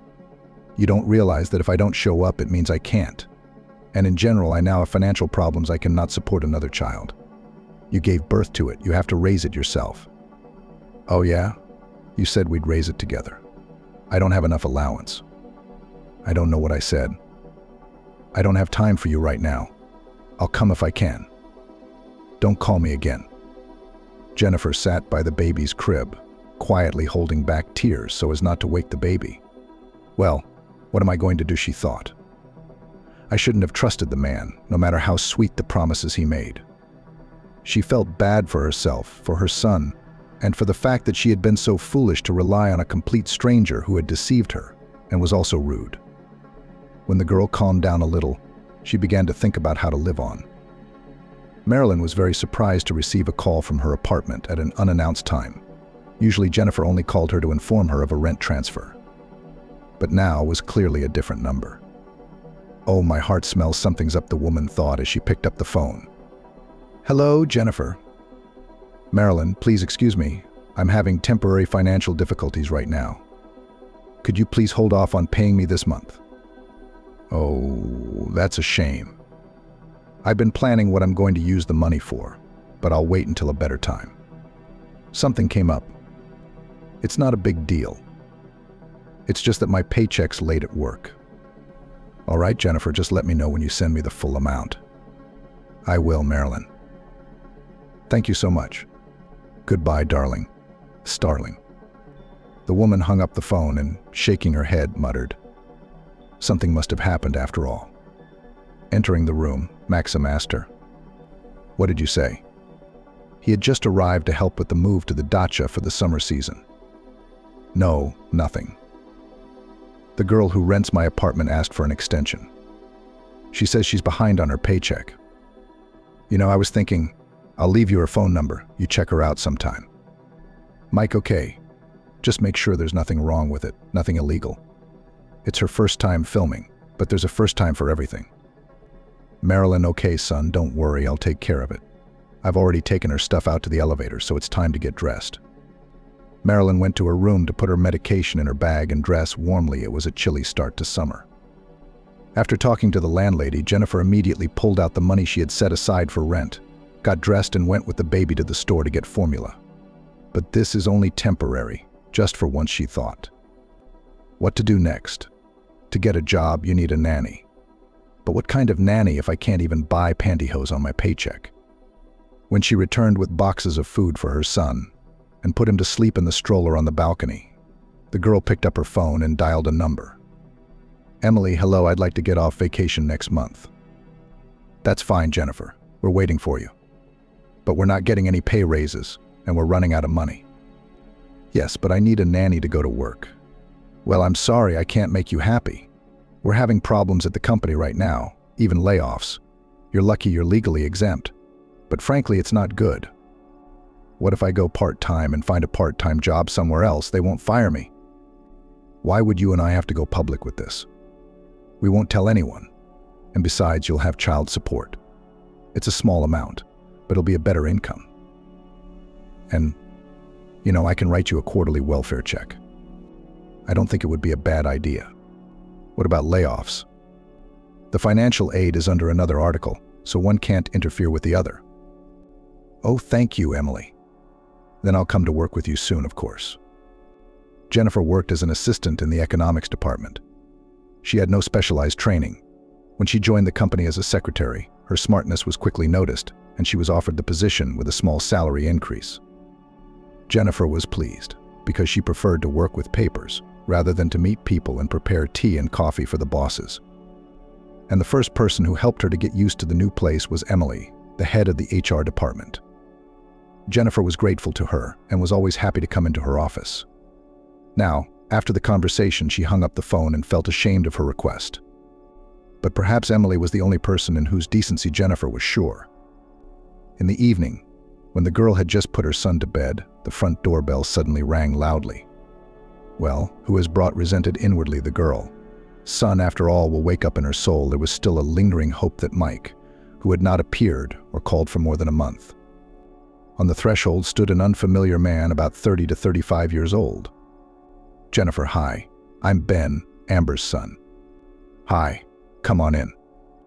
"I'm sorry I didn't call. My mom left me your number." "Well, I was just driving by, so I thought I'd stop by." "Maybe you're home. Are you here for the money?" "I thought we agreed with your mom about an extension." "No, I'm not here for the payment. She said she put it off. It's just that I took her to the cottage the other day, and she asked me to stop by and see if I needed any help. A leaky faucet or a loose knob. It's an old apartment, after all." That's when the baby cried in the room. "Oh, wait a second," Jennifer rushed to her son. She rocked the baby's crib and he calmed down. "You have a baby?" Surprised son of the hostess. And here I was making a fuss. I woke him up. "I'm sorry, but my mom didn't warn me." Jennifer lowered her eyes. When she'd met Amber, it had only been about renting an apartment. She'd said, "Oh, it's so nice that you're alone. No dogs or kids or anything like that. Otherwise they'll trash the whole apartment, chew up the furniture, the kids will draw on the wallpaper." "I'm alone," Jennifer laughed at the time, "and I don't plan to have any dogs or kids yet." "That's fine," the woman said. "Then I'll be happy to rent you a place to live," and she signed the contract. "Son," Jennifer answered Max's question. "He's 5 months old. Your mom doesn't know yet." I didn't have the heart to tell her. "Congratulations. Are you going to live here as a family now, or are you going to move in with your husband?" "I don't have a husband," Jennifer said, and went all in. "That's why I asked your mom to postpone the payment. I have nothing but my allowance right now. But I've already made a deal, and next month I'll start working. Then I'll be able to pay off my debt and keep paying." "And who will take care of the child?" the man asked. "A nanny, probably," sighed the girl. "But I haven't found one yet. They all ask for my salary for this, and I still have to pay you and feed my son something. But I'll definitely manage, don't you think?" "Just wait a bit, I'll pay you. I'm looking for a second job. Maybe I'll clean the entrances of our house. Then I won't need a nanny. I can babysit for my neighbor." "Can I sit down?" Max asked, and without waiting for permission, settled on a bench in the hallway. "And what do you work?" "Assistant economist." "We have a good company. I've already talked to the head of the personnel department. She promised me a quarterly financial aid, and I can leave work early." "How much do you expect to make, if it's no secret?" Jennifer gave me a number. "Do you think it's enough money for 2 people with a baby to live in a rented apartment?" Max wondered. "It will be difficult, but I can do it," she answered. "Parents, relatives, friends, finally? Make the father pay child support?" Jennifer shook her head negatively. "He's married. He has 2 daughters. He didn't care about aesthetics. And when you decided to have a baby, excuse me, what were you thinking? Mike asked for a son and promised he'd help and adopt him. And you believed him?" "I see. Well, can we see the hero of this soap opera?" Jennifer nodded and quietly led Ben into the room where the round baby was sleeping and smiling on the couch, covered with blankets so he wouldn't fall. The man couldn't hold back a smile, reached out a hand to him, then pulled it away and walked back out into the hallway. "What am I going to do with you?" He looked anxiously around the apartment. "Jennifer. I think she'll be kicked out of the apartment soon," she asked quietly. "Can I stay here for a couple more months, till I find another place to live? I don't have anywhere else to go. Only to the street." "No, I won't kick you out. I'm thinking about how to handle this situation. Let's do this. I won't say anything to my mom yet. For the next couple of months, I'll pay it myself and tell her as if you did it. But in return, you'll give me the coordinates of your work so I can see if you're telling me the truth. I'm sorry, but these are the times." "Of course I understand. And then when you get a job, get a nanny and get your life together, then we can talk about payments again." "Okay." Chuckles, "Thank you so much, Ben. I didn't expect you to be so understanding. I thought you'd just send me out the door. I want to help you regain your faith in people.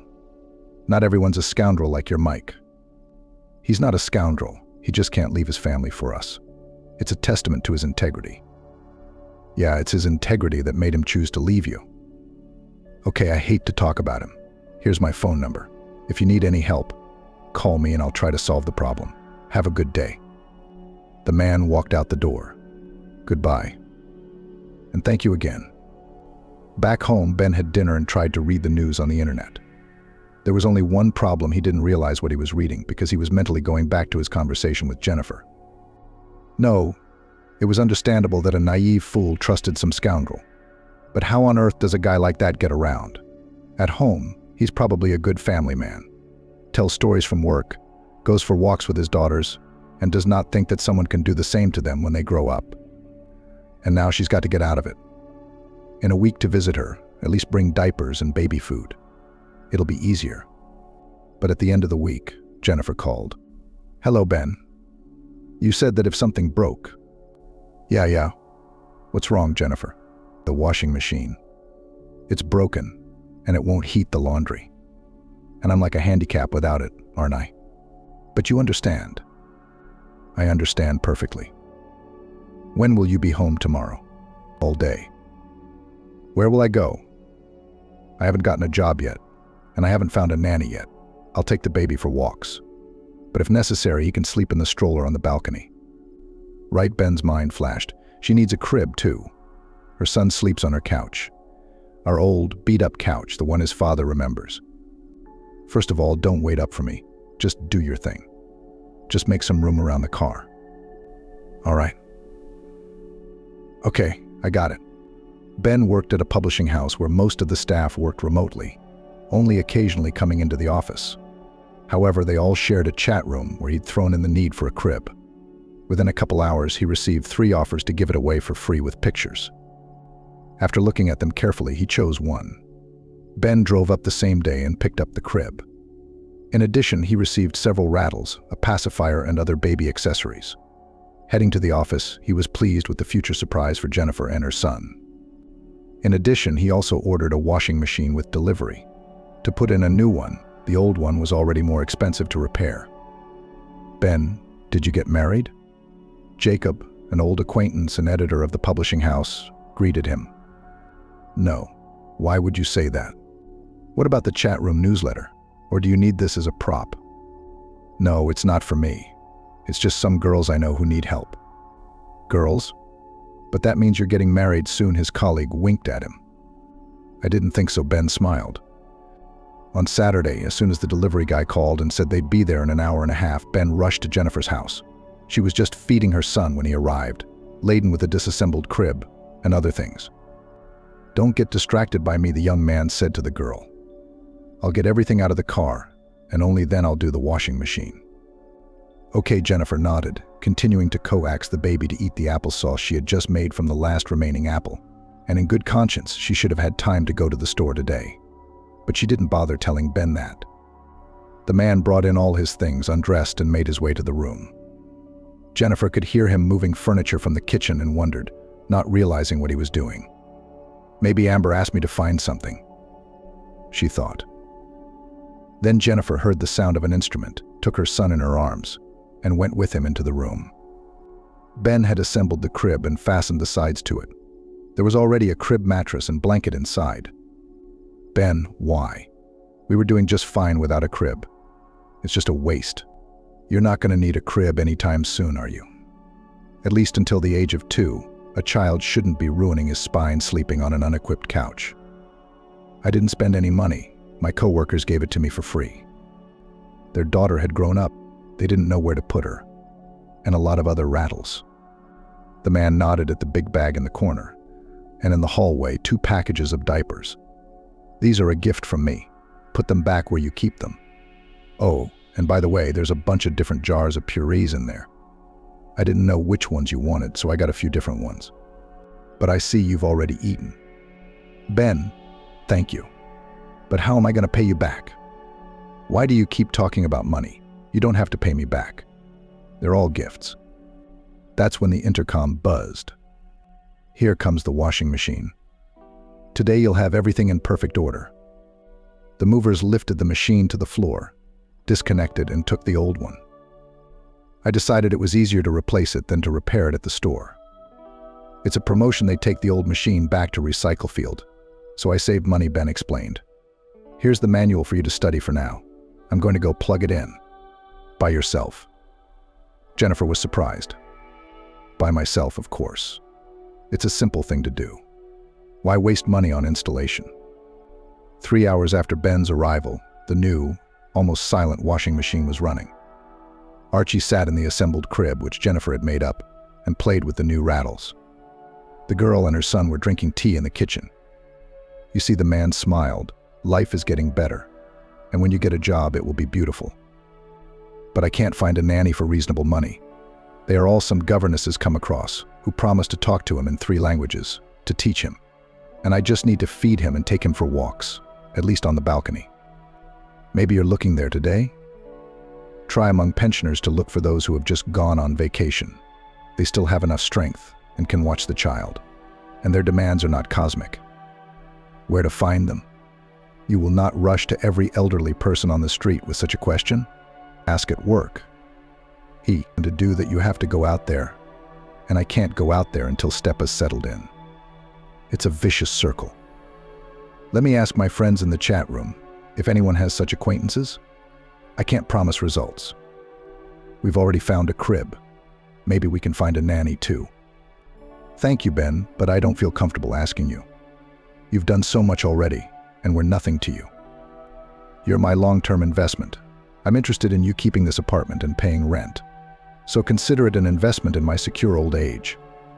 What old age? You're still a young man. That's something to think about when you're young. But I'm 32 now, so I'm not as young as you might think. I'm 23, she smiled. Oh, it's bedtime after all. I'm going to put him on the balcony. We'll go for a walk. Or maybe you and I will go for a walk in the park.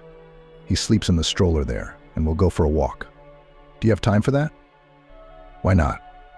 It's the weekend. Get some fresh air? Jennifer started hesitantly. All right then. You get dressed, Archie, and I'll get the stroller out, Ben said before she could finish. When Ben entered the office, he saw Jacob walking toward him with a smile. He's going to ask about getting married again, he braced himself. Ben, are you considering men as nannies? Ben hesitated. He and Jennifer hadn't discussed that option. I don't know that you want to offer yourself, he smiled back. What about publishing? No, I wouldn't mind. But I've got a lot of unfinished business to take care of, so I'll hold off for now. But I have an older brother, a retired lieutenant colonel in the security services, retired a long time ago. He used to work part-time, but now he says he's fed up. I want something more peaceful. He stayed at home for 6 months and howled. Kids are grown up, no grandchildren. He doesn't like technology. He used to like to go camping with the school. But now, to get a job there, you have to collect a lot of different certificates. And he's not in good health. Jacob continued. I was at home, humming at your message. He's excited about it. He wants to try it. Well, I don't know if taking care of a small child is a relaxing thing to do.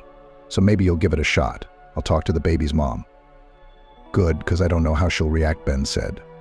Sure. He has a car, by the way. He can bring it in and drive it if necessary. I can do that. Okay, I'll tell him. Robert was not only older than his brother, but taller and broader in the shoulders. He limped a little and came to meet the mother of a possible ward. When asked about the limp, the man always answered evasively. His car pulled into the backyard of the house with difficulty. Ben, of course, was also present. Jennifer's reaction to the suggestion of taking a man as a babysitter was calm. I guess we're just used to the nanny always being a woman, but a man can do the same thing. And it's definitely easier for him to carry a stroller with a baby. Let's get acquainted. If Archie's not scared, why not? Archie not only wasn't scared, but even smiled when the older man took him in his arms and touched his eyes and nose with his fingers. Wow, he's so cooperative. Robert laughed softly. So are we friends now? Archie started babbling something back and blowing bubbles. It was the first time Jennifer had ever seen a child react to a stranger in such a way, and she smiled. What about money? She asked the future babysitter, explaining the child's daily routine to him. Well, Jennifer, for me it's more pleasure than money. But I'm just getting a job. I can't even pay a full-time nanny at the average rate. So you'll pay half. Ben and I will talk about it. What's Ben got to do with it? The girl was surprised. He's my son and the nanny. But it's none of my business, Robert interrupted. I'm sorry, for God's sake. I'm an old-school man, and I simply can't take money from a woman, much less from such a charming girl. You'll talk to Ben about how much you're willing to pay me. He'll pay well. Otherwise, I'll take any amount. I understand a week, 2 weeks, a month. We'll see how it goes. This is new to me, too. My wife raised my kids. I was always on duty or on assignment. And now the kids are grown, my wife's gone. Oh, what am I talking about? So if my services suit you, and I realize that I can cope, then we'll discuss the final scene. And if not, I'm sorry. But I'll find someone else to replace me so you won't be left without a nanny. Thank you, Jacob, Ben said. It's a deal. Can we do one more thing? Jacob asked. What's that? Just call me Bob.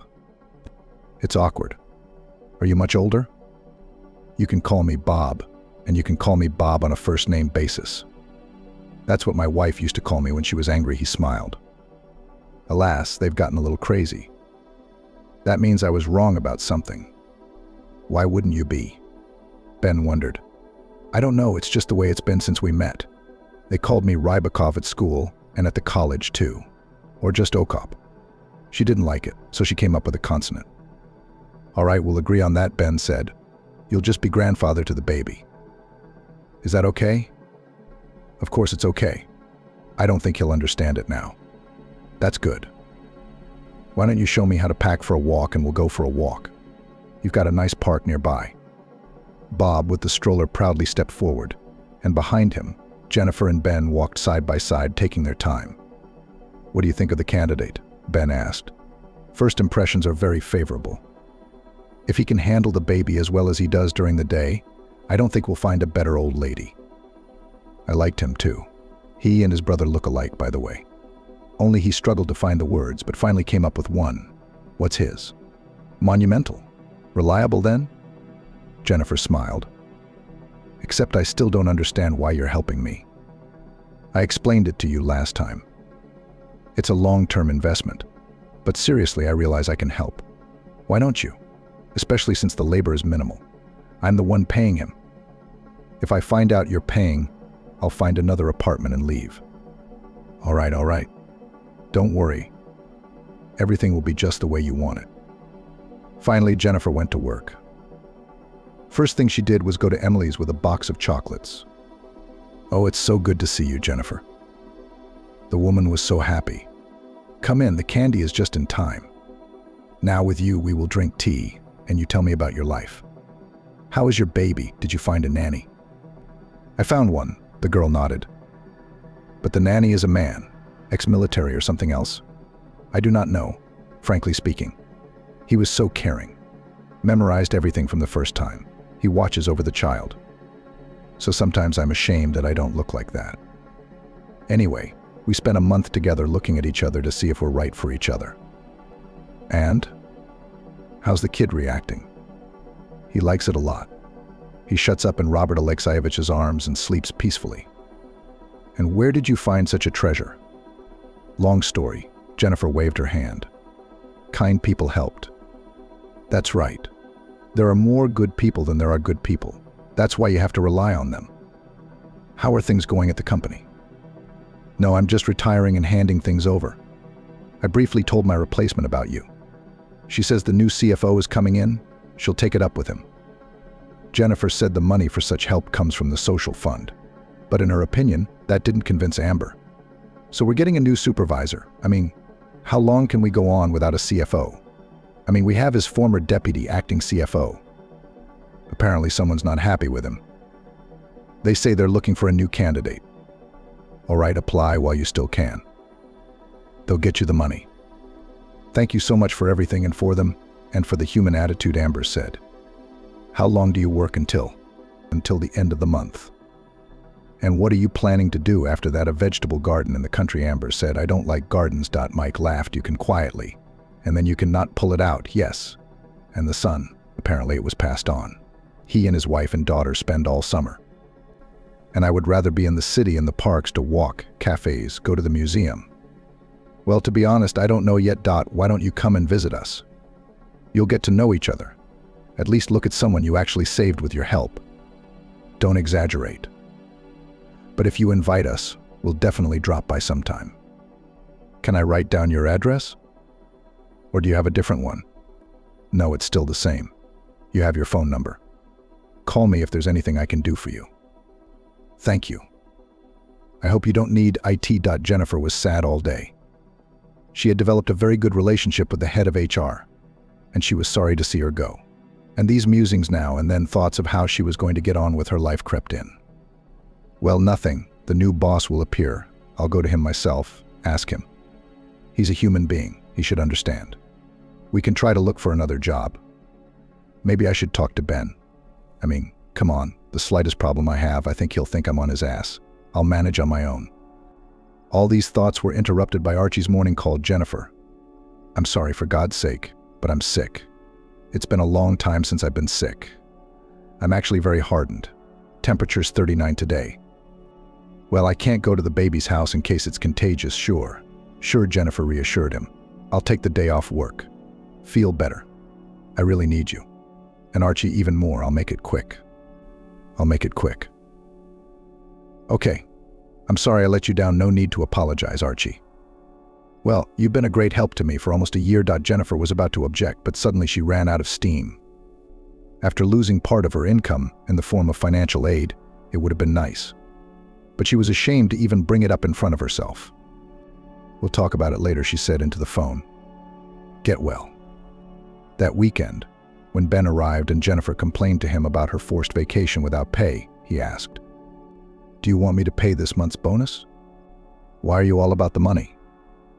Jennifer replied, "You'd better go over there and ask him how he's feeling. Although I think if I call him, he'll take it as a request to come see the baby sooner." "Okay, I'll talk to him. Don't worry." "Yes, I also cut my salary at work." Suddenly the girl complained to him. "How?" Ben was indignant. "They have no right.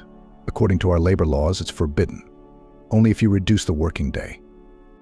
"No, I had financial aid. Remember, I told you that the head of the personnel department wrote it out to me.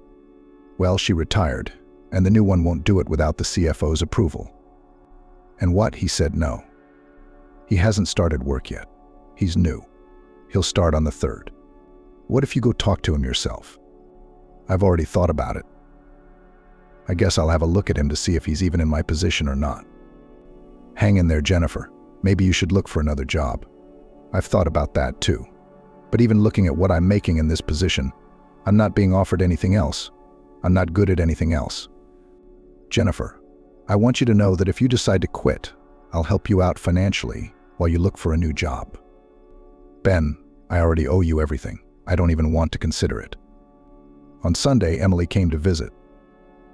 They sat in the kitchen and drank tea with a cake that the woman had baked for Jennifer and Archie. "To be honest, I'm not much of a cook, but it's our family recipe." And everyone said it was delicious. Of course, maybe they're flattered, but it's better than store-bought, Emily said. "Emily, you really are an amazing hostess." "Thank you so much," Jennifer said. "How's retirement life treating you?" "You know, I was worried it would be boring. But now I don't even have any free time. I was saving time for you at 12 today. Didn't you promise to introduce him to my boy's toy?" Archie brought the woman all his toys and showed her how to play with them. Emily didn't get to play with him until Jennifer took him out to rest. Come, I'll do the dishes here," the woman told her. "Oh, come on, don't." "Yes, you do. You should rest too." When Archie was asleep, the women settled down in the kitchen. And Emily said seriously, "Actually, I've come for one more thing. I want to warn you about your future boss. They say he's an excellent specialist, but he's not much of a man, but I don't know him personally. It's just a rumor. But you should be careful about opening up to him. Let HR ask him for you." "Okay," Jennifer shrugged. "What can he do? The only thing he can do is fire me. But then he'd have to pay severance. I don't know what he'll do, but don't trust him." "Okay. I promise everything will be fine, Emily, don't worry." At that moment, Jennifer heard the sound of a key in the keyhole and the door opening. "I wonder who it is," the girl thought, stepping out into the hallway.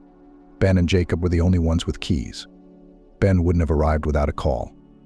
Jacob stood on the doorstep.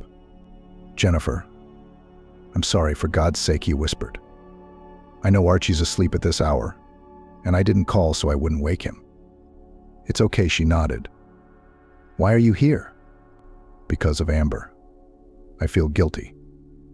I wish I could give you half a day off." Jacob walked into the kitchen and stopped in the doorway. "I didn't realize you had company." "Hello, I'm honored to introduce myself." Jacob stood in front of Emily. "Emily," she smiled and gestured him to a chair. "Please have a seat. Archie and I just met today." She looked at Jennifer with a smile. "Emily and I worked at the same company, and we decided to meet today. I hope I'm not interrupting anything." "Of course not," the woman smiled and set the third mug on the table. "So you two aren't working together anymore?" Jacob asked. "I'm ashamed to admit it, but I'm retired." Emily lowered her eyes flirtatiously. Jennifer grinned at the spectacle being played out in front of her by people twice her age. What's there to be ashamed of? I've been retired for 15 years, and I'm not ashamed of it at all. I can say of such a fine lady that retirement is the beginning of life, Jacob said. I was just telling Jennifer that I don't have much free time yet. I'm reading books, learning computer programs, going on field trips. You know, all the things I've been putting off for so many years because of work. How did your family feel about that? Jacob asked. What family? Emily waved her hand. Her husband had passed away a long time ago, and the children were grown, independent. I don't like that. I don't like that. No, well, you speak my words. I slapped myself on the knee. God with it, I understand you perfectly well. And she listened to the conversation between her older friends and found much in common. Then Archie woke up and she retired to her son's room, leaving the two of them alone. Jennifer, we thought we'd go for a walk, Jacob asked her, peering into the room. Do you mind? Of course not. Don't you need me, Jennifer? The man winked at her. There's no third person. I thought the third was Archie. Jennifer also smiled. The children are beyond competition.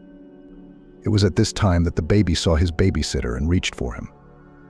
The morning newsletter at work delighted Jennifer with the news. Dear colleagues, you are invited to join us today at 11:00 a.m. in the conference room. There will be an introduction to the new CFO of our company. He will tell you about the principles of his work and discuss further plans for the development of our company. Well, at last rejoiced the girl. At least some certainty. And then to live with the unknown tomorrow is worse than ever. There was excitement in the women's restroom. All the young female employees were tidying up before the meeting to seduce him. Are we going to do it in a bunch? The married ladies asked them. Or is he single? Married. Married, confirmed one of the girls. But they say he's no stranger to the female sex. You can be a mistress to begin with. And then, who knows, suddenly you'll be a wife. Jennifer only chuckled inwardly as she listened to these conversations. She'd been down this road, and it hadn't ended well. No, of course I have Archie, and that's fine. But the rest of it? No way, just strictly business negotiations, she thought to herself. Or quit. At 11:10, the conference room hummed quietly like a beehive as the CEO walked in, followed by William. Jennifer closed her eyes in surprise. Sorry I'm late, the CEO said. I'd like to introduce you to our new manager, Mike. He is now in charge of all financial matters. And thank goodness. Because frankly speaking, I'm tired of your wishes, he smiled. Please, Mike, you have the floor. Hello, Mike stood next to the chair and slowly looked around the room. First of all, let me say that my lateness today is an unforgivable oversight. I believe that all of us should work with the precision of a Swiss watch, as a single mechanism. That means no tardiness, no leaving early and no excuses. Only a doctor's note can influence the decision to take disciplinary action. And that, please note, frequent illness indicates that you do not take good care of your health. And with such we will not be on the way. The hall whispered. The new chief started his speech too harshly. You will ask all the questions later, he continued, interrupting some employees who raised their hands to clarify some points. Secondly, and then William hesitated, meeting Jennifer's eyes. The girl sat staring at him without taking her eyes off him. Nothing betrayed the emotions that raged in her soul. And it was not hatred, contempt, or even pity. No, she suddenly realized to herself that it was love. A hard, dependent, unreachable love that forgave him for everything he had done to her life. And if she were asked now if she would repeat that path, she would repeat that path. She would undoubtedly answer in the affirmative. William was still saying something. Jennifer looked at him and realized how much she had missed him in the partial couple of years she hadn't seen him. It was one thing to not see a person and quite another to have them reappear in your life, and seemingly faded feelings suddenly rekindle. After the meeting, everyone went to their workplaces. Since the economics department reported directly to the new director, Mike's office was in their wing, right next to Jennifer's. Jennifer sat quietly at her desk and tried to concentrate, but all her thoughts were on him. That's when her phone lit up. A text from Mike came in. Tomorrow at 9 in my office. Jennifer couldn't believe her eyes. Reread the message and replied, okay, then tried to tune in to work. All night she had hardly slept at all. Jennifer would get up, walk over to her son's bed and smile, thinking, we're definitely going to be okay now. She was sure Mike wouldn't say no to her. After all, this was his only son too. Jennifer pondered what to wear to the meeting to look both businesslike and attractive, but came up with nothing. As she was getting ready in the morning, She found a short black skirt in her closet that she had once worn on dates with him and decided to wear it. Wow. Jennifer, are you going to a business meeting today? The mirror on the wall asked. Yes, a very important one, she nodded. Well, good luck then. You look great, a real modern businesswoman. Jennifer smiled and drove to work. Come in. Mike jumped up and locked the office door behind her, so we wouldn't be interrupted. So you work here? Yes, she nodded. How did you end up at our company? Weren't you a financial analyst? Well, it's not far from one or the other. Circumstances worked out. It's good to see you. You're still running in the park, looking great. No, I'm not up to it right now, but hopefully I'll be able to resume training soon. Great, have a seat. He pointed to the couch. Tell me about your life. How's Archie? So he's interested in his son, too, Jennifer thought. It didn't matter what his circumstances were. He's fine, he's growing up. We're planning to start kindergarten soon. And now with a nanny, Jennifer didn't go into details. Wow, you can afford a nanny? Your salaries are pretty good. Jennifer sighed. I've been meaning to talk about you. She hesitated when she felt his hand on her shoulder. Mike moved closer and whispered hotly in her ear. I thought it had passed, but no. I want you so much. You're still beautiful. Beautiful and free. Jennifer's head was spinning. She tried to pull away, but it only made her more attracted to him. I want you too, she said tonelessly. Do I have a favor to ask? Mike pulled away. Jennifer opened her mouth, but he exclaimed, No, don't say anything yet. I have an idea, let's play boss and secretary. He lifted her off the couch and dragged her to the middle of the office. I am the formidable boss. Are you afraid of me? Tell me what you want. Could you give me a raise? Jennifer said timidly, not believing this game. What? I can't hear you. Louder, raise my salary. She repeated a little more clearly. But is that any way to talk to the boss? You address him as you beg him, and then you do whatever he says. A doubt stirred in Jennifer's soul. She froze. Well, what about you? Mike grinned. It's just a game. Let's give it a try. Come on, express your desire. Give me a raise. Boss, Jennifer said loudly. But don't order it, you have to beg for it. See what the boss said? Take your skirt down. You're a subordinate, so take it off. Not like that. More erotic. How do you do it? You need me to do your bidding. So follow my instructions. Jennifer began to slowly remove her skirt, entering the game. Dear boss, please give me a raise. Why is that? Me and my son Archie will soon have nothing to eat.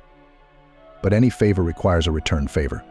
You understand, don't you? And I'm prepared to do you one. Just please give me a raise. Jennifer was so into the role that a tear rolled down her cheek. She realized that she really wanted to cry and tell Mike everything she had been through since he left. After these thoughts, tears came to her eyes from weakness or self-pity. Mike couldn't take it anymore and ran up to the half-naked girl. He was so aroused that he easily entered her and poured all the accumulated passion, standing on the carpet. Then he picked her up in his arms and carried her to the couch. They enjoyed each other's intimacy for a few more minutes. Soon the man stood up. Time for work, he smiled at Jennifer. She nodded and began to clean herself up. All week her soul had been singing from her newfound love. Jacob noticed her mood. Are you in love by any chance, Jennifer? Why are you suddenly asking that? It's just that I've never seen you in such a beautiful mood before. It's like you're glowing from the inside out. No, Jacob, I didn't tell him my secrets. It's just that life is getting better, little by little. Whatever it is, I'm infinitely happy for you. I hope there will be room in this life for me as your old acquaintance. Undoubtedly. But just don't emphasize the word old, Jennifer smiled. You have a fine age. If I had been told that before I met you, I would probably have started to refute the fact. However, a lot has changed since then. He winked enigmatically at his ward's mother.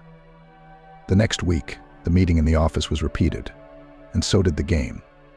Although it didn't feel so new, Jennifer was more in character now, and her closeness to Mike was back on her mind. 2 weeks later, her boss left on a business trip, and Jennifer waited impatiently for his return until payday. Then she received money even less than usual. The girl came to the accounting department with a question. Mike was the one who told everyone to cut off their overtime pay, she was told.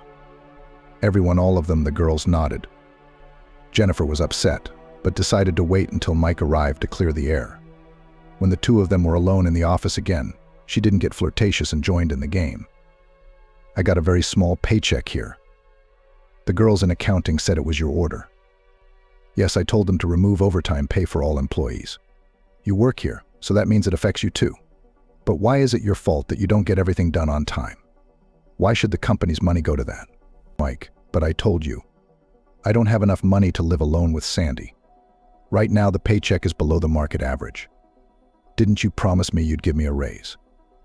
I promised when here we are, the two of us together here when we were playing and loving each other. It's just a game. Well, you just said yourself that we were playing. Who said it was serious? But even so, haven't you realized that your son Archie and I need money? Everyone needs money. As the CFO, I know that for a fact. For that matter, you asked for it. But I didn't promise anything. I also said, do what the boss says, quid pro quo. That's the rules of the game, which we both enjoyed, by the way. That's me, isn't it? I could see you wanted me too. I made you feel good. And we live by very different rules. So you just used me, and in doing so, you cheated on me. But you used my body too. Or did you do it for money? Here's the raise I supposedly promised you. Jennifer placed the resignation letter in front of him. Sign it, she demanded. You're talking to your boss in an inappropriate tone. You're not my boss anymore, so sign the letter and I'll quit, Jennifer insisted. Mike got up from his desk, walked over and closed the door again. If you keep harassing me, I'll file a rape report with the police. Well, why be so rude? I mean, we know each other well. We even have a son. You should have thought of your son when you signed the payroll. I'm doing this for the company, not for my own personal interests. That's why I'm leaving, so you don't confuse the two, Jennifer said. What about me? Aren't you going to find yourself another fool? Don't you realize I'm having a good time with you? And I think you are too, Mike objected. It was good, but it's gone. You can't fool me indefinitely, Jennifer said. Ugh, what a word, deceive. I didn't fool anyone. You're the one who made it up. Both my promises and my deceptions, Mike objected. Are you going to sign a letter of resignation? Well, if you want to quit, sure. But why don't you take a look at this first? He pointed to his screen. And what's this I'm going to see? Are you going to promote me after all? Flashed through her mind. Why don't you take a look? Jennifer walked over to the chair and looked at the monitor. At that moment, Mike started up the video files. They showed Jennifer herself evolving in the center of the office, on the carpet, as if to music, almost like a professional dancer. She watched in horror as she removed all her clothes and underwear from below her waist, then stretched her arms toward Mike, who approached her, as if reluctantly, with his face distorted beyond recognition. Her face can be seen clearly, alas, not just her face. It's impossible to tell from the man who it is.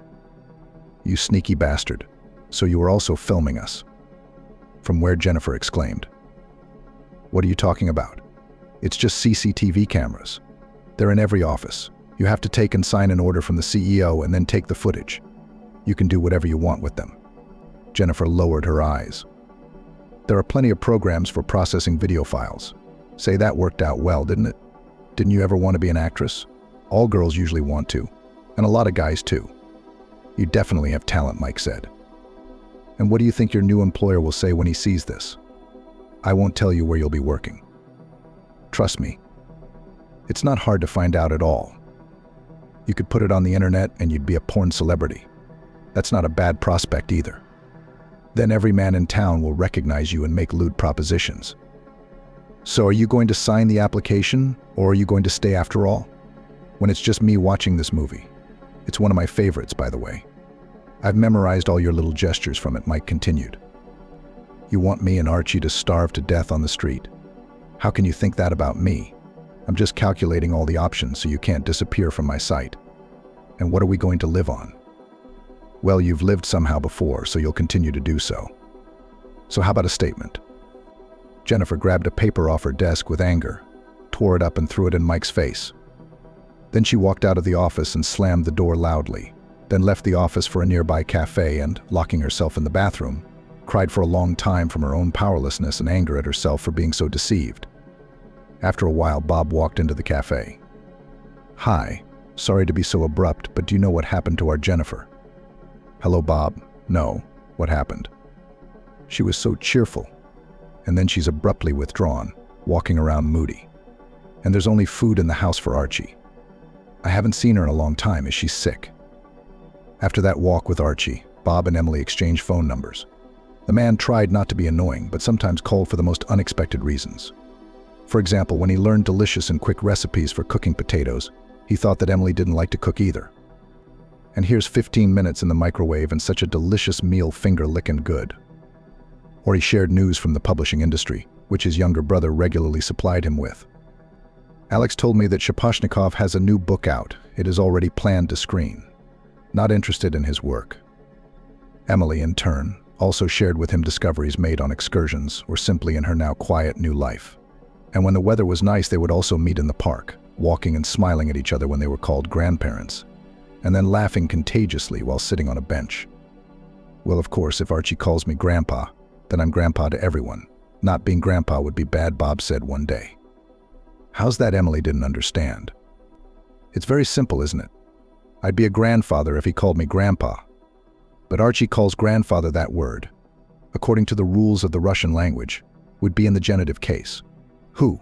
Grandfather. Forgive my nerdiness. Anyway, if I'm a grandfather, or even a grandfather, then since you're walking with me, you're a grandmother. I called the girls I know at my old job and found out they'd gotten a pay cut. Maybe that's why Jennifer is so upset. She just doesn't have enough money. I've told her how many times she can stop paying me, but she adamantly refuses to listen to me." Jennifer tried to refuse Emily when she called to say she was going to visit. The girl was ashamed to invite to her practically beggar's house, but the woman had insisted, and Bob had also said more than once that it would be good to meet and sit together. With the last money she had saved, Jennifer tearfully bought tea and rusks and prepared for the guests. Bob and Emily came in together. "Can you believe it, Jennifer? We met at the front door. Here to help carry the bags," Bob said. They started taking chicken and canned goods, jam and cakes out of the bags. "I'm sorry," Jennifer said to the guest. "I didn't have time to cook at all, so I ran to the store and bought a few little things." "Well, Emily, it looks to me like you bought the whole store in small change. What are we going to do with all this? Or are you going to live with me now?" Jennifer smiled and looked at Jacob. "I wonder why that idea never occurred to me before." "Me neither," he said, surprised. "Jennifer, I was just talking to my girls over tea," the former colleague said. "They claim that the new boss has removed overtime." Yes, the girl nodded sadly. "He says it's our own fault for not getting everything done during working hours. So the company doesn't have to pay us extra." "I'm sorry, but I know your salary," Emily said. "How are you going to live now? Maybe it's time to change jobs." Jennifer couldn't explain to good, albeit good, strangers how her father had naively caught her on the hook, and that now she couldn't change jobs. "I tried," she lied, "but I couldn't find anything suitable. So I thought you might need help," Emily continued. "So I talked to some people I know. There are at least 2 places that will hire you at 1.5 times your salary. Maybe you could try interviewing there." Jennifer realized that it was impossible to refuse, so she nodded. "Yes, of course, I'll definitely go. Thank you for your concern." Mike realized the power he now had over his subordinate and began to invite her into the office and tried to harass her there. "If you are not with me, the video will be seen by everyone," he reminded the girl every time. So far, Jennifer had managed to come up with good reasons for refusal, whether it was an illness or an important meeting. But she was well aware that soon all these excuses would cease to work. And even if he started raping her, Jennifer would have nothing to defend herself with. That upset her even more. The girl felt like she was being sucked into a swamp she couldn't get out of. But she was already so tired of this tension that she was ready to wave her hand and give up. Then Ben showed up after hours. He usually came once or twice a month, spending some time with Jennifer, Archie, and Jacob. If he was on site, sometimes the 4 of them would all go for a walk and Ben would leave.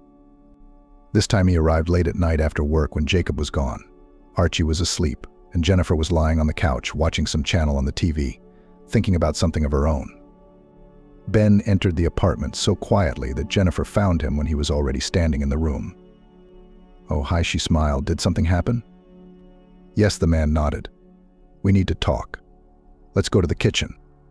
When they sat down at the table, he continued. "Jacob came to see me. He gave me a long explanation about Emily, about the empty refrigerator, about your paycheck being cut.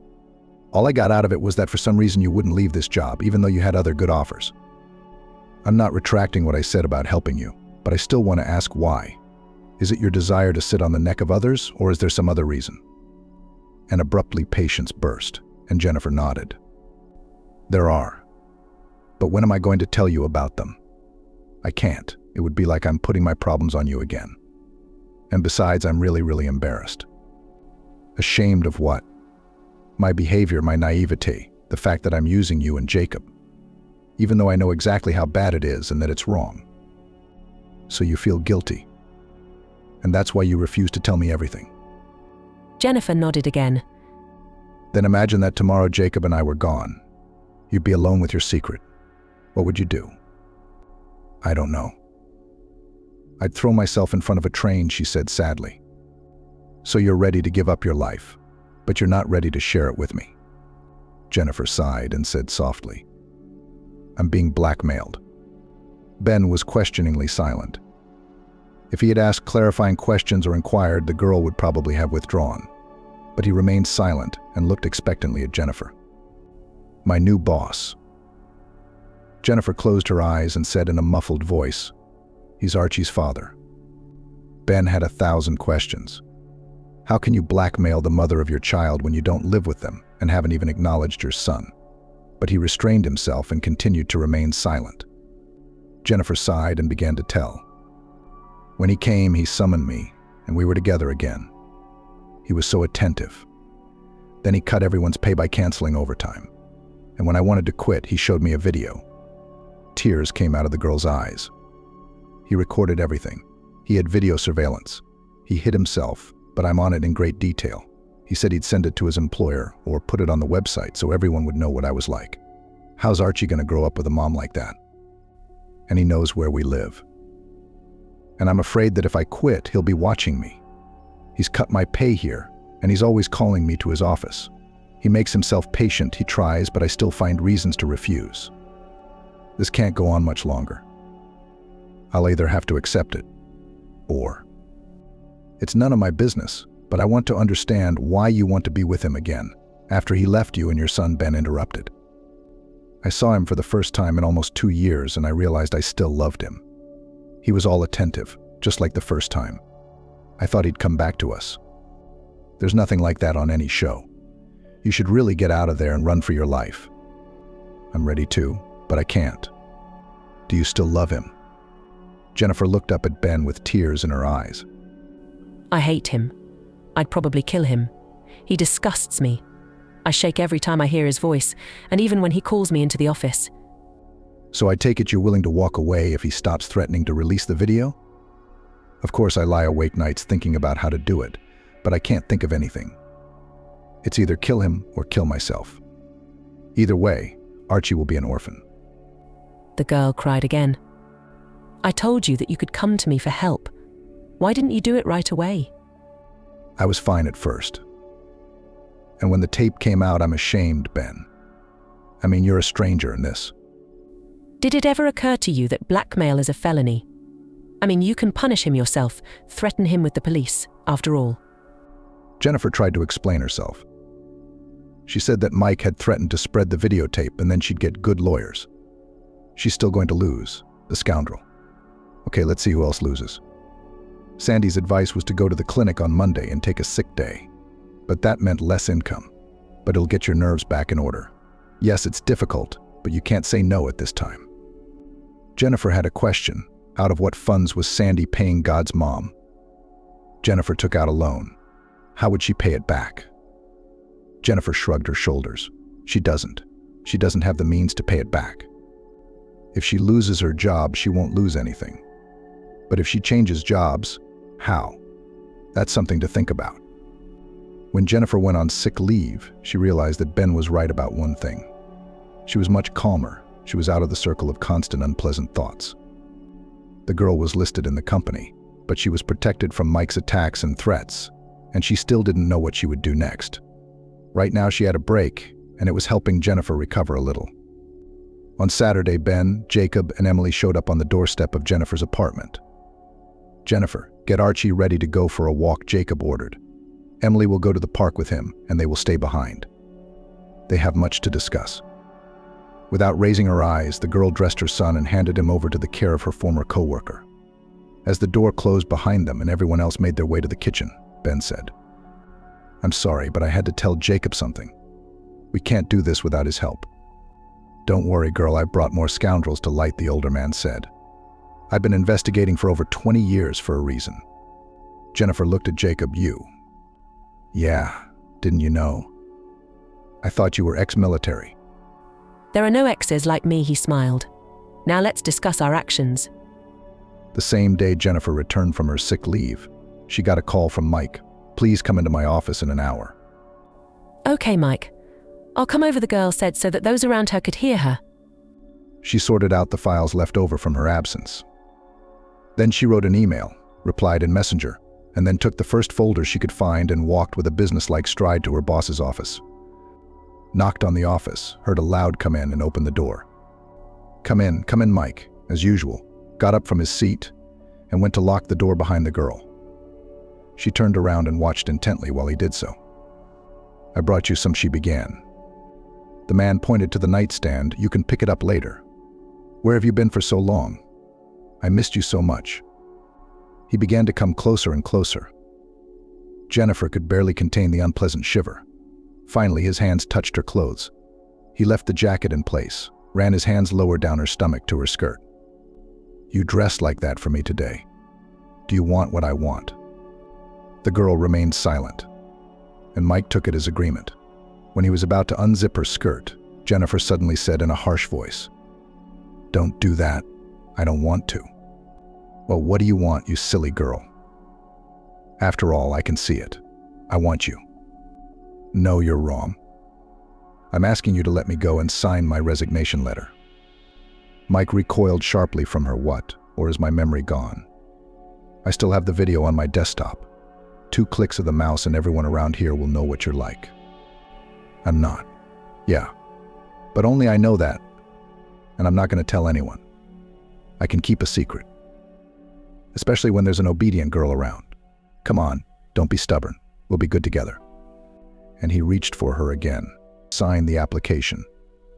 And then you'll be undressing already." "Are you serious? You think that's going to stop me?" "I'm serious, Mike. There's my statement on the nightstand. Sign it, and then do what you want." "What if I want you?" "I said you want me." Then it was a deal. Mike took the paper, put his sprawling signature on it, and put it back. "But you'll only go to the nightstand through me and what I want," he said. "And when you and I are done, and you leave your workplace, I will, as I said before, send the video to all interested parties. That will guarantee that when I come to visit you and your son, you won't kick me out. Why is that? Because I'll be the only person who knows the truth about you. Everyone else will turn away, and then you'll belong to me. Isn't it enough that I'm with you now? Why send out more videos?" Jennifer asked. "Just once?" "No, of course not. I want you to be with me as long as I want you to be with me, and only with me, so no one else will ever come near you. But you have a way out in a statement, just like last time. And no one but you and me will know about the existence of this erotic masterpiece." Saying this, Mike walked over to the girl and started undressing her. Jennifer didn't move and thought, but suddenly a siren sounded and the internal radio came to life. "Attention. Fire alarm. Evacuation. Everyone, evacuate the building immediately. Please do not use elevators, take the stairs. Attention. Fire alarm." What the hell? Mike swore, looking at the radio. "I thought it wasn't working." "Thank God it does," Jennifer smiled inwardly. "That's what I thought." There was a knock on the office door. "Mike, out. There's a fire." Jennifer began to quickly pull up her skirt, which Mike had managed to unbutton. He grabbed his briefcase and ran to the door, opened it, and sprinted out of the office. Jennifer calmly went to the nightstand, picked up the application, and also, without hurry, went away. The play is over, she thought as she walked down the stairs with everyone else. While the firemen were inspecting the building and allowing everyone to return to their workplaces, Jennifer stealthily got into Ben's car, which was parked around the corner, and drove to the police station. There she wrote a statement, attached evidence, and returned to the office. 2 hours afterward, a police car pulled up to the building. 3 officers got out, showed their documents, and went up to the floor where the CFO's office was located. There they showed them, but he's not here right now. It doesn't matter to us, replied one of the policemen. What's the matter? The CEO approached as the uniformed men were taking the system unit out of Mike's office. Don't interfere with the investigation. One of them pushed him away with his hand. But there are trade secret documents in there. I sympathize. Are you interfering with the work of the police right now? The director backed off. No, I just wanted to understand what happened. The mystery of the investigation. Perhaps your employee will tell you. He's not back yet. All the worse for him. After lunch, Jennifer took her boss's signed application to HR. Mike apologized profusely for losing it in the paperwork. But here it is, signed 2 weeks ago. So have my paperwork ready starting tomorrow. I don't work here. We won't have time for that, the HR girl said. But it's not my problem. Make a note in the employment record. I can't give it to you. Send an order to the accounting department so that they made the calculation. I'll come back for the rest later. I've got some paperwork to get to my new job. Before leaving, Jennifer once again looked in the personnel department, took her documents, and with a victorious smile left the office. My girl, you're just a born actress, were the words that greeted Jennifer Jacob when she got home from work. I've seen the video, there's no doubt about blackmail, harassment, and a couple of other questionable actions. And if they can find something on the computer for the Economic Crimes Unit to pick on, this scumbag won't have a care in the world to get his ass out of the shit she's in. Thank you. Such a great hidden camera on your jacket lapel and good quality recording. The girl smiled at him. Of course, it's a little illegal.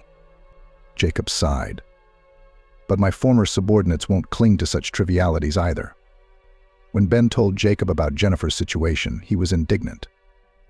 Why didn't you tell me before? Who would do something like that right away?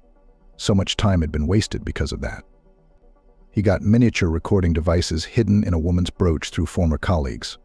He contacted the fire inspector on behalf of the investigation team and detailed a scenario for the main character. Jennifer, your #1 job is to report to me as soon as you go into the office. And task #2 is to stall for time without giving him a chance to jump you. Okay, I don't know how I'm going to do that. I want to tear him into 1,000 little pieces. I'm sure for your future, and more importantly Archie's future, you'll be able to contain yourself. Will you? Jennifer smiled. I'll try. The rest was a matter of technique, getting the fire alarms to go off, kicking everyone out of the building, arranging time with the investigator to take a statement and camera footage, sending a team to confiscate the computer. It took a little longer than planned. But by the end of the day, it was clear that Ben and Jacob had managed to get the girl out of the trap that love, trust, and perhaps her own stupidity had put her in. Jennifer got a job at one of the companies she was invited to on Emily's recommendation, and gradually began to come to her senses and pay off her loan debt. This is called Sophia Loren Amber led Jacob over to a dark maroon rose in her makeshift rose garden. I can see why the man smiled. So much dignity and beauty. Yes, the woman agreed. And the burrow is the same, requires more care than others. Let's go to the table. Well, did you take a walk in the garden? Emily looked at Jacob, smiling. Oh, and by the way, I was introduced to Sophia Loren. What did you say? I said she was beautiful, but my heart went out to another woman. I said she was beautiful, but my heart went out to another woman. I wonder who that is. You, my Amber, he concluded, hugging the woman. I see all the men at the grill are crazy about her, Emily laughed. At that moment, Archie ran up to Amber. Grandma Emily, let's go. Let's go where, dear? The child waved his hand uncertainly. The older woman took him by the hand, and the baby led her to the honeysuckle table, where Jennifer was gathering treats for the table. Golden boy. Jennifer, why did you keep him a secret for so long? I was afraid you wouldn't like the fact that I had a baby. After all, you only rented the apartment to me. No kids, no pets. Remember? I remember. And I'm not going back on my word. But I'm not so old that I don't realize that life moves on and changes will happen. Your Archie is like a grandson to me. I don't know if Ben will ever give me one of his. Amber looked at her son, who was grilling kebabs by the grill and talking to Alec. I asked to come, Jacob's brother explained. I wanted to see who you were buying the baby clothes for, but also his brave mother, of course, who wasn't afraid to take Jacob as her son's nanny. Don't you have a reason to change your plans now? Ben obediently began turning the kebabs. If I were a dozen years younger, he continued, I would definitely follow your charming mother. And if I were younger, then for the mom of this charming baby. I don't see what you have to lose. Ben lifted his head, looked at Jennifer and waved back at her. The girl sent him an air kiss. He traced the gestures with his eyes and sighed. Well, that just leaves your mom.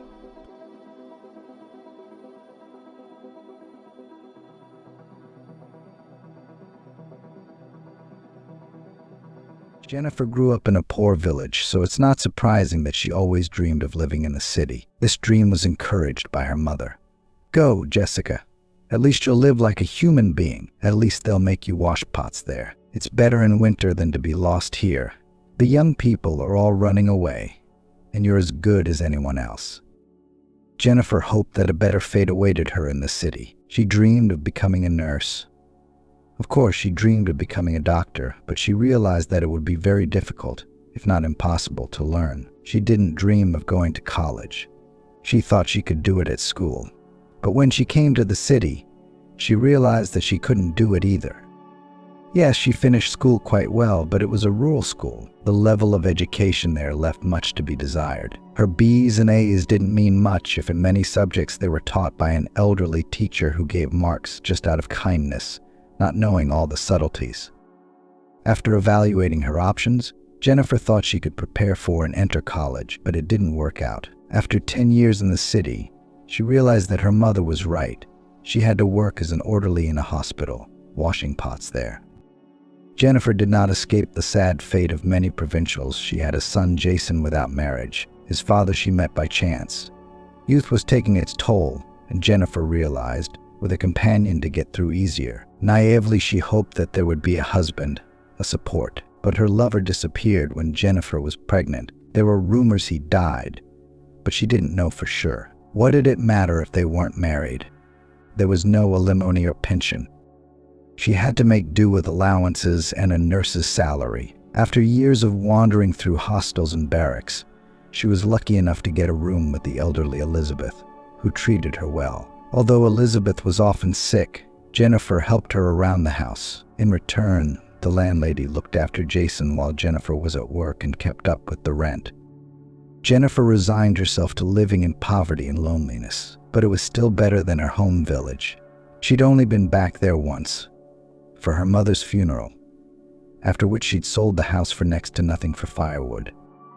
Okay, we didn't live rich. There's nothing to get used to, Jennifer sighed as she received her paycheck. She felt sorry for her son. Why should he live in poverty? At school, he was often made fun of because he didn't have not only excesses, but even the things he needed for school. It wasn't just his classmates who made fun of Jason. Even the teacher didn't feel sorry for the child, reprimanding him and reprimanding Jennifer. When they announced another fundraiser at the assembly, she was always short. She promised to bring it back later, but where was she going to get some? I completely understand, Jennifer, but this is not my whim. It's a school-wide requirement, so try to give as soon as possible, the teacher said, pressing her thin lips together. Other moms also looked at her judgmentally. Everyone understood, but that didn't make it any easier. It wasn't easy for a single mom. In such situations, she imagined what it was like for her son. But what could she do? Jennifer worked a part-time job, taking extra shifts, taking care of the sick beyond what she was supposed to for a small fee, but it was too little. Jason understood. The smart, good boy was doing well in school and didn't give his mother any trouble. He didn't reproach her for always being short and didn't demand too much. He didn't even complain about being bullied at school. but he was so abused that he sometimes ran away. And how could you blame him if he always lacked something? I didn't want to go home, but I couldn't upset Elizabeth. Let her think he just didn't want to learn. She'd still be unhappy that he'd run away, because she'd always told him to obey his teachers, to respect them, and to live by the rules. Otherwise, it could be like her son Andrew. Elizabeth had a son, but unfortunately he was in prison. She was sure that Andrew was not guilty of anything. He had just been framed. He never took anyone else's money, she often complained to Jennifer. He was always nice, respectful, but there are a lot of bad people. He worked on the farm. Everyone was happy with him, and then he was set up. He was accused of embezzling a large sum of money. Where's that money? You saw we were living paycheck to paycheck. I didn't have money for a good lawyer. It was clear to everyone that he was framed, but how to prove it? I'm afraid to even think about what will happen to him in prison. What if he dies? Jennifer tried to reassure her. Don't say that. When your son comes back, you'll be in better health. But Elizabeth, with her small pension, couldn't borrow either. She rented out her room to collect money to send to her son in prison, or to send him money, because it's even harder there than it is here, she said. How does a mother not ache for her only son? Jennifer understood that very well, and little Jason also tried not to upset Grandma Elizabeth. Once again, having run away from school, he went not home, but to his mother's work. But he didn't say why he left early. He said the last gym class was canceled. But Jennifer realized what was wrong. Jason didn't have the right uniform for gym class. His sneakers were torn, and he couldn't buy new ones yet. So Jennifer didn't scold him. She patted him on the head and decided it wouldn't be a big deal if he sat in the back room until her shift was over. Gregory Lyon, the head of the department, upon seeing the boy, expressed his displeasure. But what is this called? Outsiders walking around the ward. This is a hospital after all, not something out there. Fine, if you're in a desperate situation, let him escort her out, but not walking all over the ward. But sitting in the back quietly and not bothering anyone, Jennifer assured him that his son wasn't going anywhere. He's quiet, calm, but how do you make a boy sit in one place? Especially in a new place where everything is interesting. Meanwhile, in the department we have not only rooms for all patients, but also a few paid separate rooms, where people who can pay for treatment lie. They're the ones I'm mostly worried about. That's it. Gregory Lyon, the rich have their quirks. They may not like to see a boy walking around the hospital who has nothing to do with the sick or the doctors. And anyway, the child doesn't belong here. Jennifer sternly ordered Jason to sit in the back room. You have your notebooks with you. Why don't you sit and do your homework or read something? Otherwise we'll both get kicked out. The boy obeyed his instructions faithfully. But then he went out of the back room to visit the toilet. In the corridor he caught such a scene from one of the patients from the very ward to which he could not even come close. That is, from the paid ward. A very beautiful and dressy woman came out. The boy even froze with amazement. It seemed to him that it was some kind of artist. Behind her a man was sticking to the wall. There is no time. Maxim, you'll have to forgive me, she said hurriedly. She kissed the patient, told him to get well, and hurriedly walked toward the exit. The man looked at her, embarrassed, then shifted his gaze to Jason. What are you doing here, kid? Is someone sick? No, my mom works here, the boy replied. I came to see her. Could you help me to my bed, please? My legs don't walk at all. I'll just lean on you a little so I don't fall. Jason, of course, walked the man over, helped him to the bed, and stared at him again with his mouth hanging open. This time he was surprised by the collection of strange figures on the nightstand. They were animals, birds, little men, but the strangest thing was that they were all made of colored paper. Apparently it had been folded somehow, and such interesting things had come out. He'd never seen anything like it. Do you like my zoo? The man asked with a smile. Very much, replied the boy. How are the live ones? Do you make them yourself? Yes, and I learned myself once when I was a child, when I was like you. And ever since then I have been folding them, sometimes out of nothing to do. It's called origami. Would you like me to teach you? Can I do that? I really want to, but I don't think I can do it. Why not? I did it. Here, look how it's done. The man pulled another piece of orange paper from the stack and began folding it. Jason was moving so fast that he didn't have time to follow his hands. But soon enough, the simple piece of paper produced a sitting ginger cat. Here's your cat, he handed the figure to the boy. Wow, I didn't even notice how you did it. No, I can't do that. I was the one who held the weightless kitty in the palm of my hand for you. Come by sometime and I'll teach you how to do it too. Now, if you'll excuse me, I'm going to get some sleep, said Max Irving. Thank you very much. I'd love to come in, but they won't let me. But I don't mind. Just tell them I invited you. My name is Max Irving, by the way. You can call me Uncle Max. Just say that if anyone asks if I said it was okay. I'm Jason Ann. My mom's Jennifer. She works here as a nurse. Why don't you tell them you said I could come in too? I'll get scolded and my mom might get fired, the boy worried. Don't worry. I'll tell them I'm inviting you. It's boring here alone. So Jason started coming over often. Max Irving, who really told everyone that he and the boy were friends, and he had nothing against it. The nurses didn't like this friendship very much. They knew that the patient lying in this ward was a very rich man, but apparently really lonely. Yes, he had a beautiful wife, but she came rarely and for a very short time, explaining her absence by her busyness. They said she was busy with the affairs of the company while her husband was ill. No wonder the sick man is bored alone, and the boy, who clearly lacks male companionship, since he never knew his father, reached out to him precisely because of these unconscious considerations. Max Irving, after all, enjoyed making his little friend, but here was when the boy would miss him. Besides, Jennifer knew from the talk of the doctors and nurses that this patient was about to undergo a difficult operation which he might well not survive. Well, why all this talk? Because of Jason, she thought, but she didn't mind. After all, let her son have some joy. Jason was really getting into origami, and he was even starting to make some of the figures, and additional lessons will not hurt him. After all, Jennifer had no money to send her son to any classes. School classes alone are not enough for general development, so it would not hurt. Then, however, it turned out that she was worried for a reason, although not quite what she should have been worried about. After all, in one of the paid wards there was trouble. One of the patients lost a cell phone of the latest model, very expensive. What's so surprising, said one of the nurses. There's a lot of people hanging around the ward. The hospital has become a thoroughfare.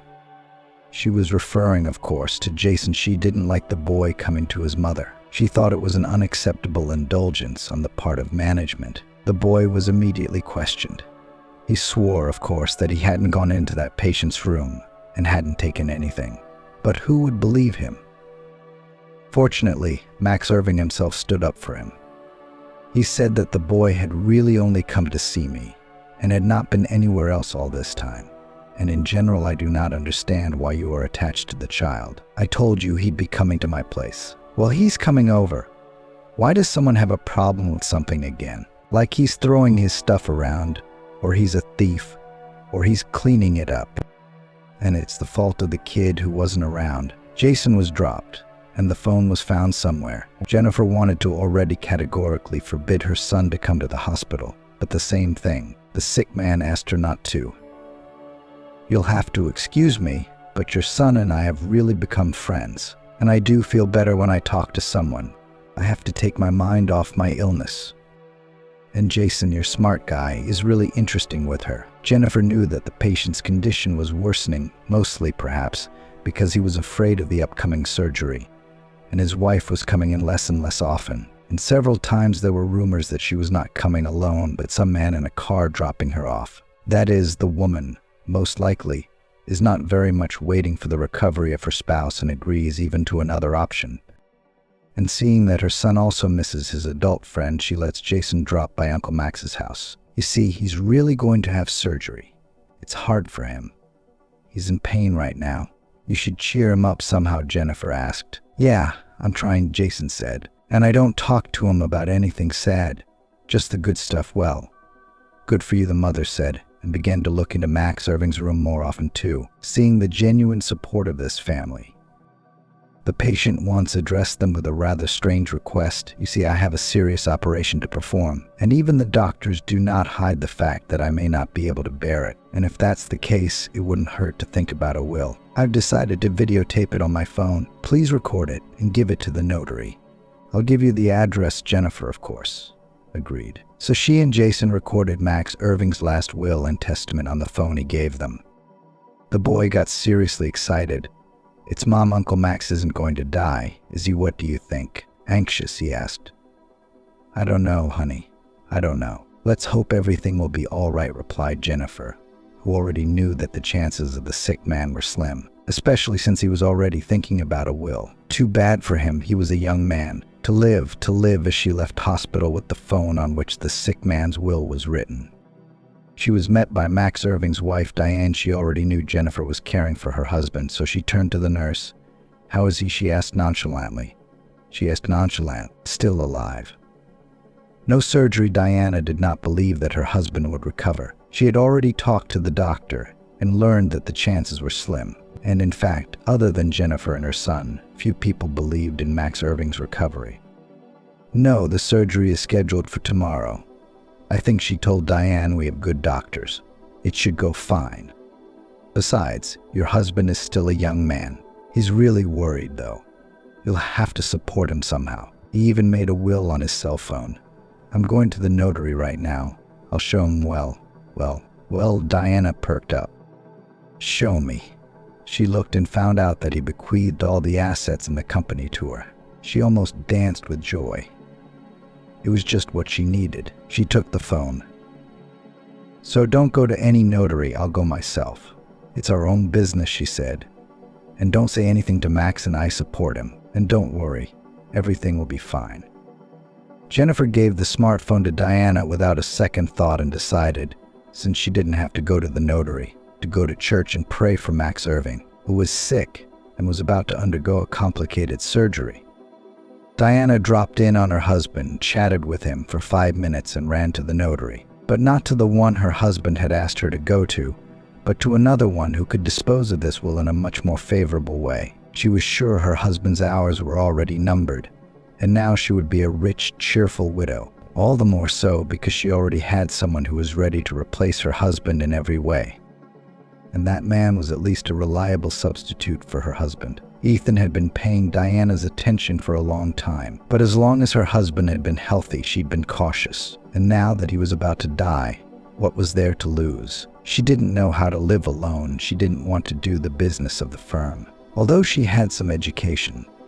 So the new husband had to be both smart and reliable. That way, not much would change in her life. She will again become the wife of a solid man, a business owner, also in a way dependent on her. The young woman was confident in her lover's feelings and in the power of her charms. But now that she would be even richer, everything would work out just fine for her. It would be good if the notary could arrange it so that she could take her rights early, without having to wait for Max Irving's death. Of course, she'll have to share it with him, but that's all right. I've got more spending to do. What can I do? She's a woman. That's why she has a husband. One dies, another one comes along. What else can she do? I wonder how long I have to mourn. How long before I can get married? I don't really want to wait that long, she thought. She'd been living with Ethan without any marriage, but it's not right. When the notary heard about the fee, he was willing to help. But there was a hitch. Max Irving survived. Yes, he was still in a serious condition, and there was no guarantee that he would recover. But even the fact that he was alive was an unpleasant surprise to his wife, as well as Jessica's deputy on all fronts, and even the notary.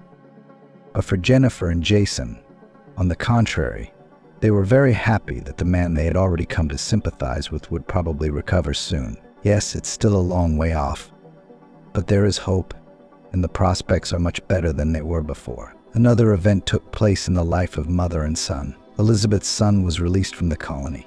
When she learned that she would soon be able to see him at home, the old woman flew like on wings, forgetting about her illnesses and looking 10 years younger. She was happy. Jennifer, on the other hand, was not expecting any. Of course, now you can blame anyone. You're the boss. So everything comes from you. You knew it wasn't my fault. I didn't know that.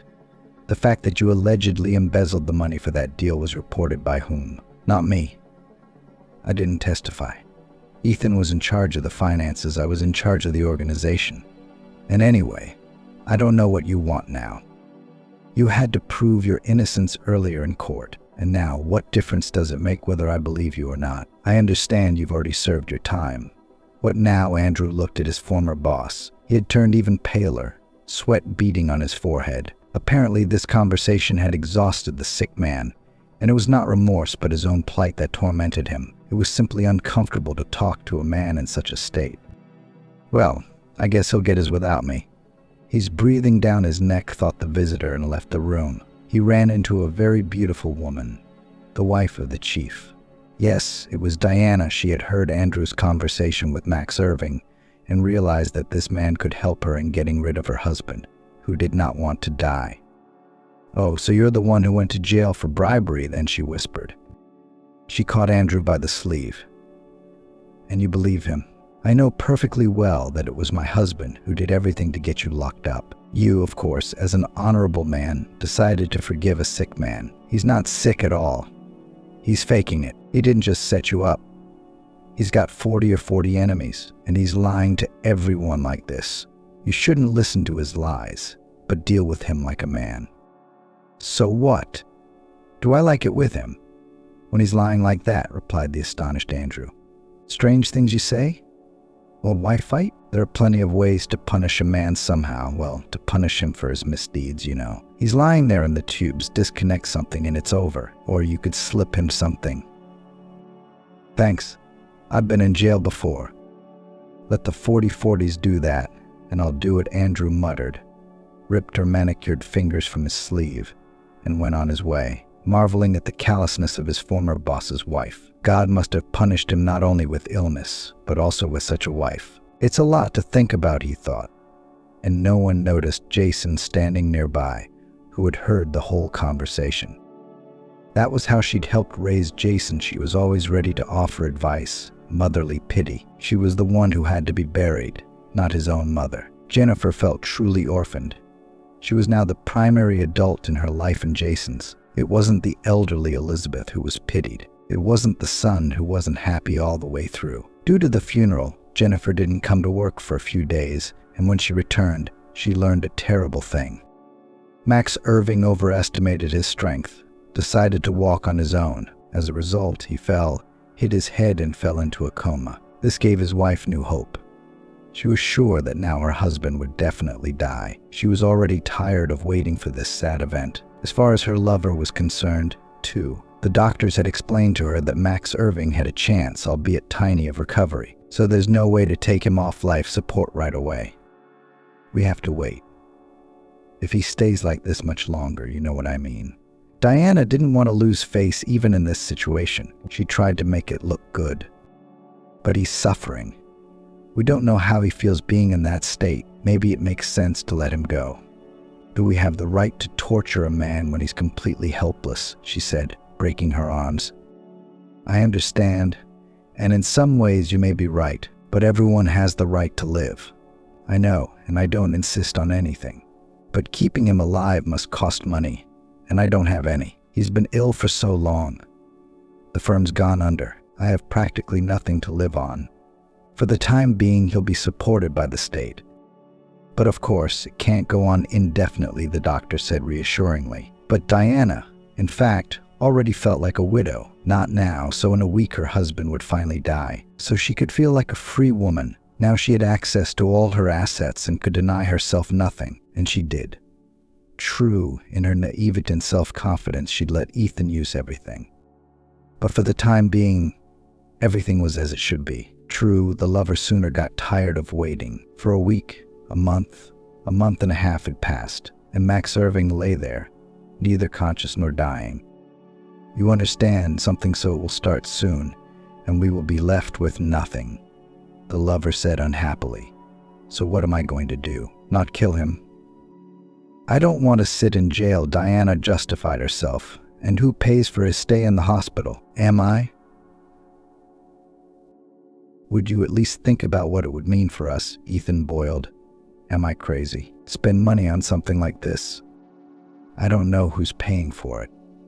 The head doctor is not talking to me. He either suspects something or just angry that I persuaded to disconnect my husband.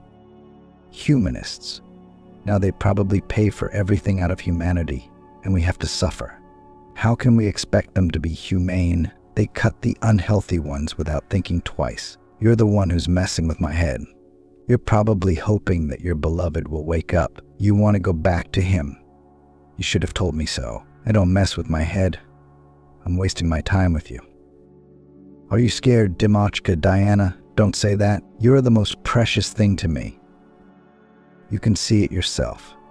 I only want to be with you. It was true.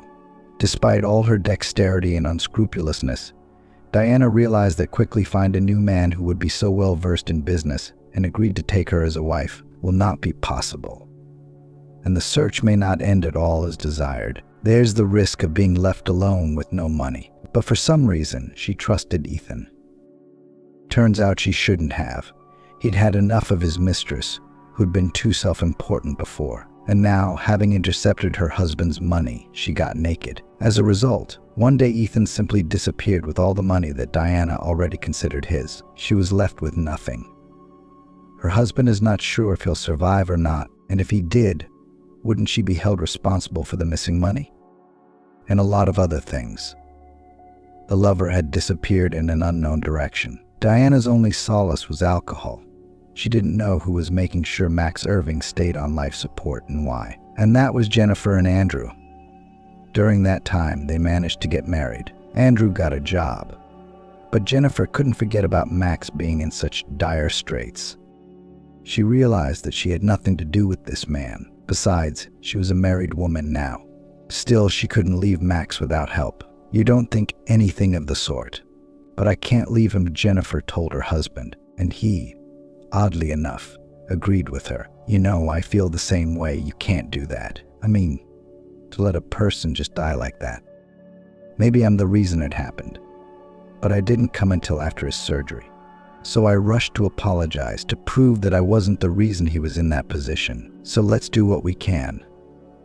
There are enough people who want him dead without us. We'll do the opposite, save a life. See if it counts somewhere. And so, while they had the opportunity, they paid for Max's stay in the clinic. Then they started to get some quotas and attracted volunteers. Only thanks to this, Max Irving got the opportunity not only to live, but also to recover. As a result, he came out of his coma. A year of being between life and death was not in vain. He still had a long way to go to fully recover, but there were doctors who were also interested in the fact that such a heavy patient still stood on his feet. And Max himself was not going to remain an invalid. Besides, his memory was not lost. He remembered everything that preceded the illness. He also remembered the role his wife had played in what had happened. He decided beforehand that he wouldn't stay with her. Now that he knew what kind of person Diana was, he felt nothing but disgust for her. Diane, by all accounts, had already buried her husband. During his stay in a coma, she only visited the doctor to find out when Max would finally die, and now she was in no hurry to visit him. Did Max Irving have bad news for her? But Diana was in no hurry to come. For one thing, she still hoped that her husband was now almost an ex-husband, and even if he didn't die, he'd become severely disabled, which meant she'd get at least the firm, which wasn't bad either. She was not going to work, but she could sell it and live well on the proceeds. In any case, not worse than on the crumbs that could be obtained from the sale of the remnants of former luxury. She had already reached the point of selling things. The money from that was very little.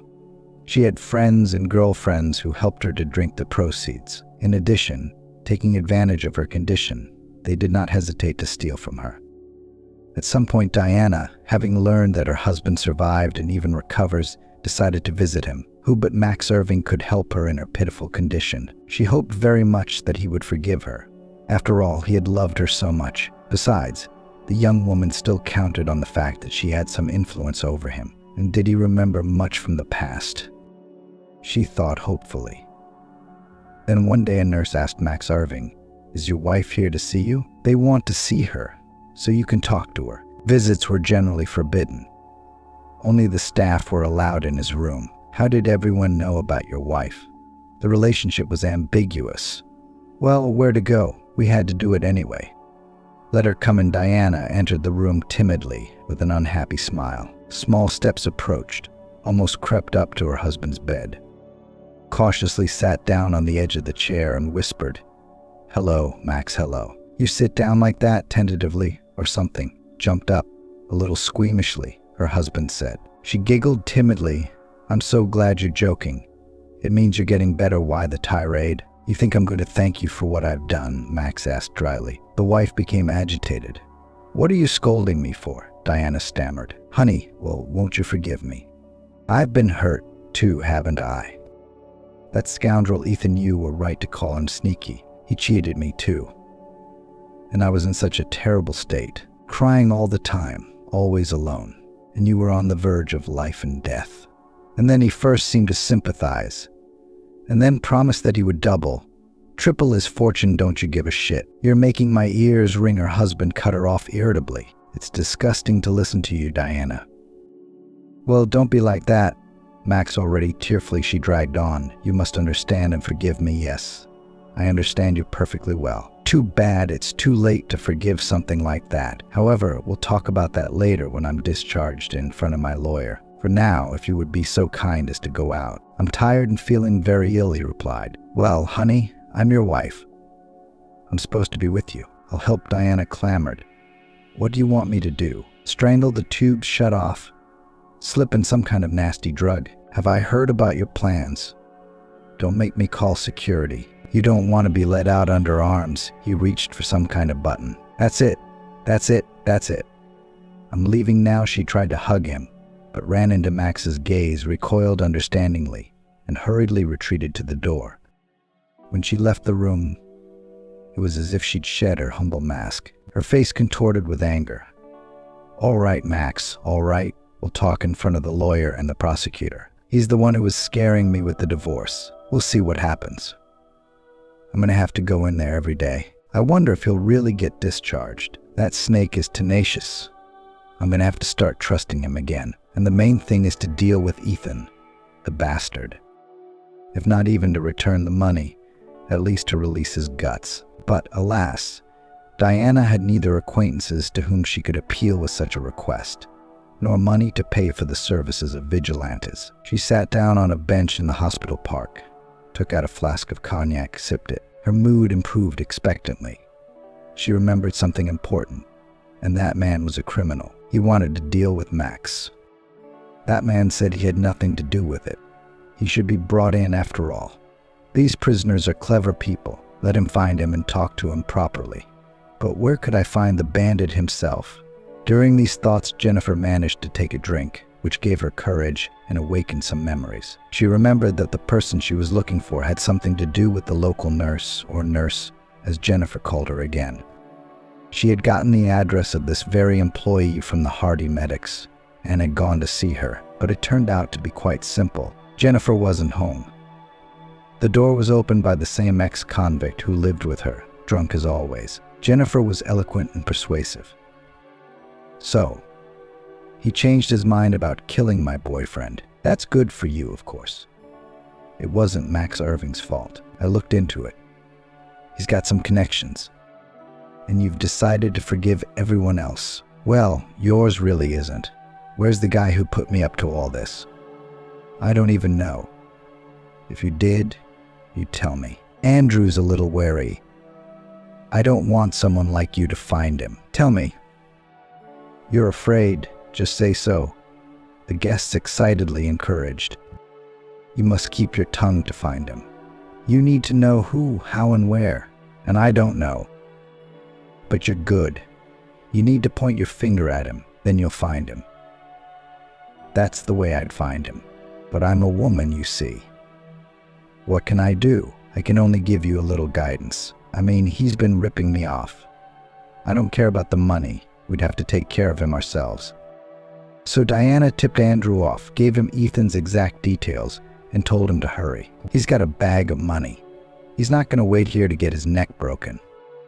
And he'll leave, and then on some paradise island, and he'll sunbathe there, and laugh at us fools, Diana said.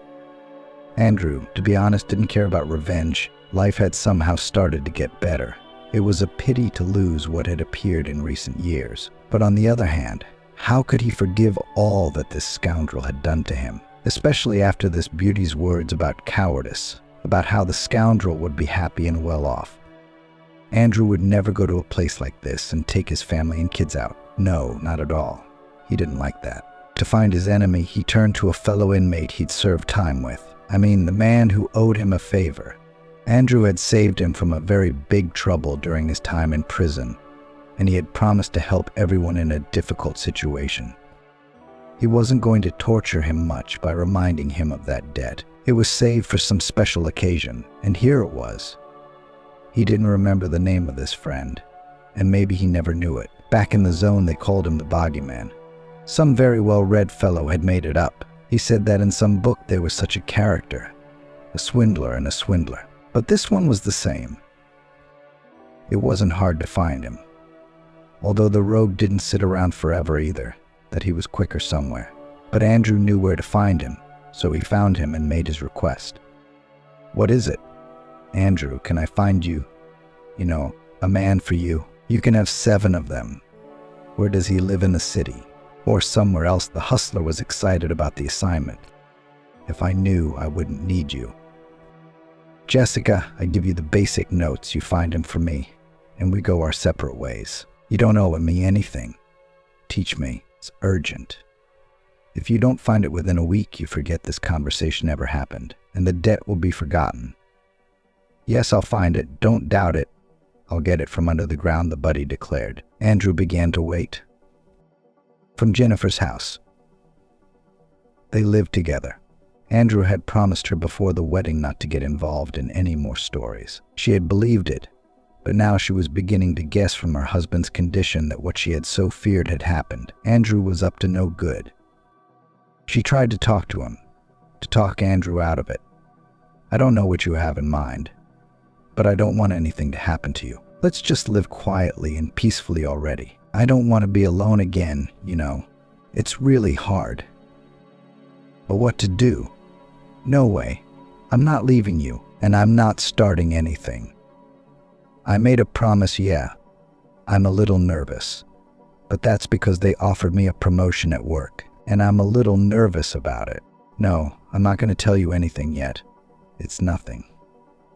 But when it becomes clear, I'll tell you right away." That's how he got rid of his wife's questions. He realized, of course, that he risked completing his revenge. Maybe it wouldn't be good for him. He felt sorry for Jennifer and Jason. He truly loved them. But he couldn't just give up his plan, unless he could walk into the light and find Ethan, and even then, he wouldn't be satisfied. But his buddy didn't let him down. 3 days later, he called to say he'd found the right man. "Now what do I do?" "Give him something," he asked. "Absolutely not. In general, forget about me about him. I'll take it from here, to be honest." Andrew didn't yet understand what he was going to do. Kill his enemy. It's not an easy thing to do, and punishable. And what good would it do to kill Ethan? Make him go to the police. Get him to confess. That way he clears his name and Ethan goes to jail, and it's not any easier. You try to put a guy like that away, he'll pay you off, that's all. Well then just meet him and tell him to pay in money, like compensation for the lost years, for his mother's health, for his own ruined life. Yeah, I guess that would be fair. And money with Jason wouldn't hurt. It was clear that this scoundrel wouldn't part with his savings so easily. I mean, you could threaten him with something. Ethan's a coward.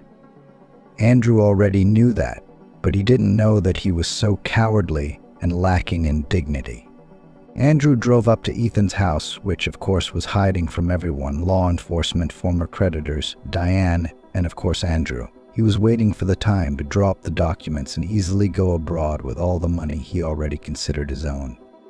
Suddenly, when everything was already in place, he cautiously walked out of the abandoned house outside the city and came face to face with Andrew. "Well, weren't you expecting me?" The ex-con said mockingly. "Well, I've come for compensation, so to speak. I'll have to share." Oh, how Ethan was frightened. How he began to ingratiate himself with promises, and he slowly crept closer and closer to his car. Or rather, not his car, but to the old Zhiguli. Apparently bought for nothing for conspiracy purposes. But Andrew saw all these maneuvers and did not believe a single word. "Nice, but that's not why I'm here, But you understand me too. Not in my pocket. I carry money." Ethan clasped his hands to his chest. "Now I'll go to cash it." We'll go together." Andrew took him firmly by the elbow. "But Andrew, you should not be there. You could ruin everything, but don't you realize I'm in a semi-legal position now? If he sees I'm not alone, we'll both be left with nothing. I'm almost out of nothing now. You don't think I'm getting left behind, do you?" So he moved closer and closer to the car, hoping to elude his pursuers. But Andrew managed to jump into the back seat. Ethan broke free, but there was nowhere to go. He had to go, but where and why share? He wasn't going to share a dime with anyone. He hoped to get away from Andrew somehow. He kept talking about some difficulties that wouldn't allow him to get the money right away. Andrew, already annoyed by the lies, couldn't take it anymore and grabbed Ethan by the back of the body to scare him. "I'll beat you with my own hands right now," he yelled, overly frightening his enemy. Ethan threw the steering wheel, trying to unclench the hands that were strangling him. The car, losing control, slid across the road and was literally crushed by the oncoming truck. The bodies of the two men were barely cut from the wreckage of the car. Jennifer was devastated by this news. She had just thought that life was getting better. She would finally have a family. She'd be lying if she said she was so in love with Andrew. But she believed him, believed that they would be happy, that she and her son Jason would have someone to take care of her. And the worst part was that after the funeral, she realized she was expecting her late husband's child. So now she would be a single mother with 2 children, and her second child would face the same difficult fate as Jason. Why do they have to go through all this? Why is it worth only a little bit of rejoicing, but then comes new trouble, funerals, and hard times? Once again, she was cut off from her daily life for a while, and she didn't even know how Max Irving was doing. Meanwhile, he was convalescing and improving not only his health, but also his affairs, which had fallen into disrepair during his illness. The lawyer became a regular visitor to his chambers. The first thing he did was to start divorce proceedings with his wife. Then he tried to see if he could recover his assets. After all, Ethan's death had helped him solve some of his own problems. Jennifer, on the other hand, came to work after the funeral with weight loss and sunken eyes. It was clear without explanation that things were not going well for her. "What's wrong with you?" Jennifer Max asked, seeing her after a long absence. "Are you sick?" "It's not good here without you, no. I'm not sick," she sighed and couldn't help but cry as she recounted the misfortune that had befallen her. Max tried his best to calm her down, but Jennifer only waved her away. "Come on, I guess it's my fate. There's nothing I can do about it. How are you doing? I see you're getting ready to be discharged already." "Yes, I think I could be discharged right now, but I have some personal matters to take care of first, so I'm in no hurry to go back. I'm thinking of divorcing my wife." "What about her?" Jennifer was surprised, and she couldn't help but sympathize with women who found themselves in such a situation. She knew exactly what it was like to be alone and unsupported in such a situation, but she didn't sympathize. "Well, you don't worry about her," Max waved her off. "What? She doesn't have kids. Leave her not naked and barefoot. Besides, she's got an education. She can get a job if she wants one, which I really doubt. She was used to taking care of herself, but this way she might find another husband. After all, if she doesn't drink, it's quite possible," Max said. As she started drinking, Jennifer was glad that at least she wasn't prone to that herself. "She has that weakness," Max replied without much sympathy. He knew that Diana, left without a lover and without a husband, had begun to drink more and more often, and to drink seriously. Perhaps in this way she wanted to sympathize with her ex-husband, to show how badly she felt alone, and thus to win him back. But Max did not think about anything like that. He was happy to be separated from this lying, sneaky traitor. If he hadn't known about the way she'd behaved, the way she'd planned the murder, he might have thought it wasn't worth divorcing. But now he didn't care at all what happened to her. Jennifer, on the other hand, had struggled hard to cope with her life's hardships without losing her humanity, eliciting in him fervent sympathy and empathy. During the time that she was not around, Max Irving realized that his attitude to this nurse is far beyond friendly. Only she herself was completely unconcerned. The last thing she was thinking about was her personal life. What kind of personal life could she have if she was pregnant? And sensing Max's interest in her, she tried to meet him less often. They should not be deceived and fill themselves with excessive hopes. All the more so because soon Max Irving was really discharged, and they had no opportunity to meet. They exchanged phone numbers just in case, but saw no reason to call each other. Neither had time. They both had their own things to do. Jennifer was getting ready to inherit an inheritance. At least there was one good thing about what had happened. Now she and her son had an apartment. There would be no need to wander around dormitories and spend money on living expenses. Going through the late Elizabeth's papers, she learned a lot more about Andrew's birth. He had told her that his mother had confessed before she died that he was adopted, but something more detailed apparently she hadn't had time to report. Now, from the documents Jennifer had found, she realized that her late husband and Max Irving were siblings. They had the same mother, and she died shortly after Andrew was born. Max's older son was given to an orphanage, and newborn Andrew was adopted by Elizabeth. She left him a small note, which the deceased did not find and therefore never had time to read. It informed him that he had a brother. She gave him his first and last name, and it was Max. Jennifer felt it necessary to inform Max Irving himself. The man was overjoyed by her call. "I'm sorry, Jennifer, I've been meaning to call you myself, but I've been hesitant to do so. I realize you're going through a lot of grief and worry, so I didn't dare bother you. I know it's for you and Andrew. I should be grateful to be alive," he said. "We couldn't have done otherwise," Max sighed. "I think Andrew somehow felt his kinship with me. I can't explain his involvement in any other way." "And what do you attribute your involvement to?" Annie asked. "Perhaps you felt that I cared for you," Max finally dared to ask.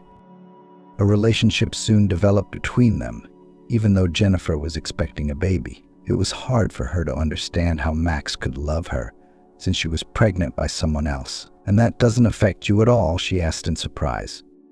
"But it's not from a stranger. It's from my own brother, whom I've never really gotten to know. But he helped me without knowing that we were related. And you are also very dear to me in this difficult time. I've been hesitant to tell you, knowing that you don't have time for this," Max said. Jennifer was, of course, not in the mood for any new relationship. She realized that now she was not in a position to build one, even if she had awakened feelings for Max. It didn't give her the right to make any confessions, but it was very hard for her to be alone. She needed support, and so she didn't want to push Max away, especially after he had confessed his long-standing feelings to her. Soon after the birth of their daughter, they got married and became quite a happy family with 2 children. They were not going to stop with these 2.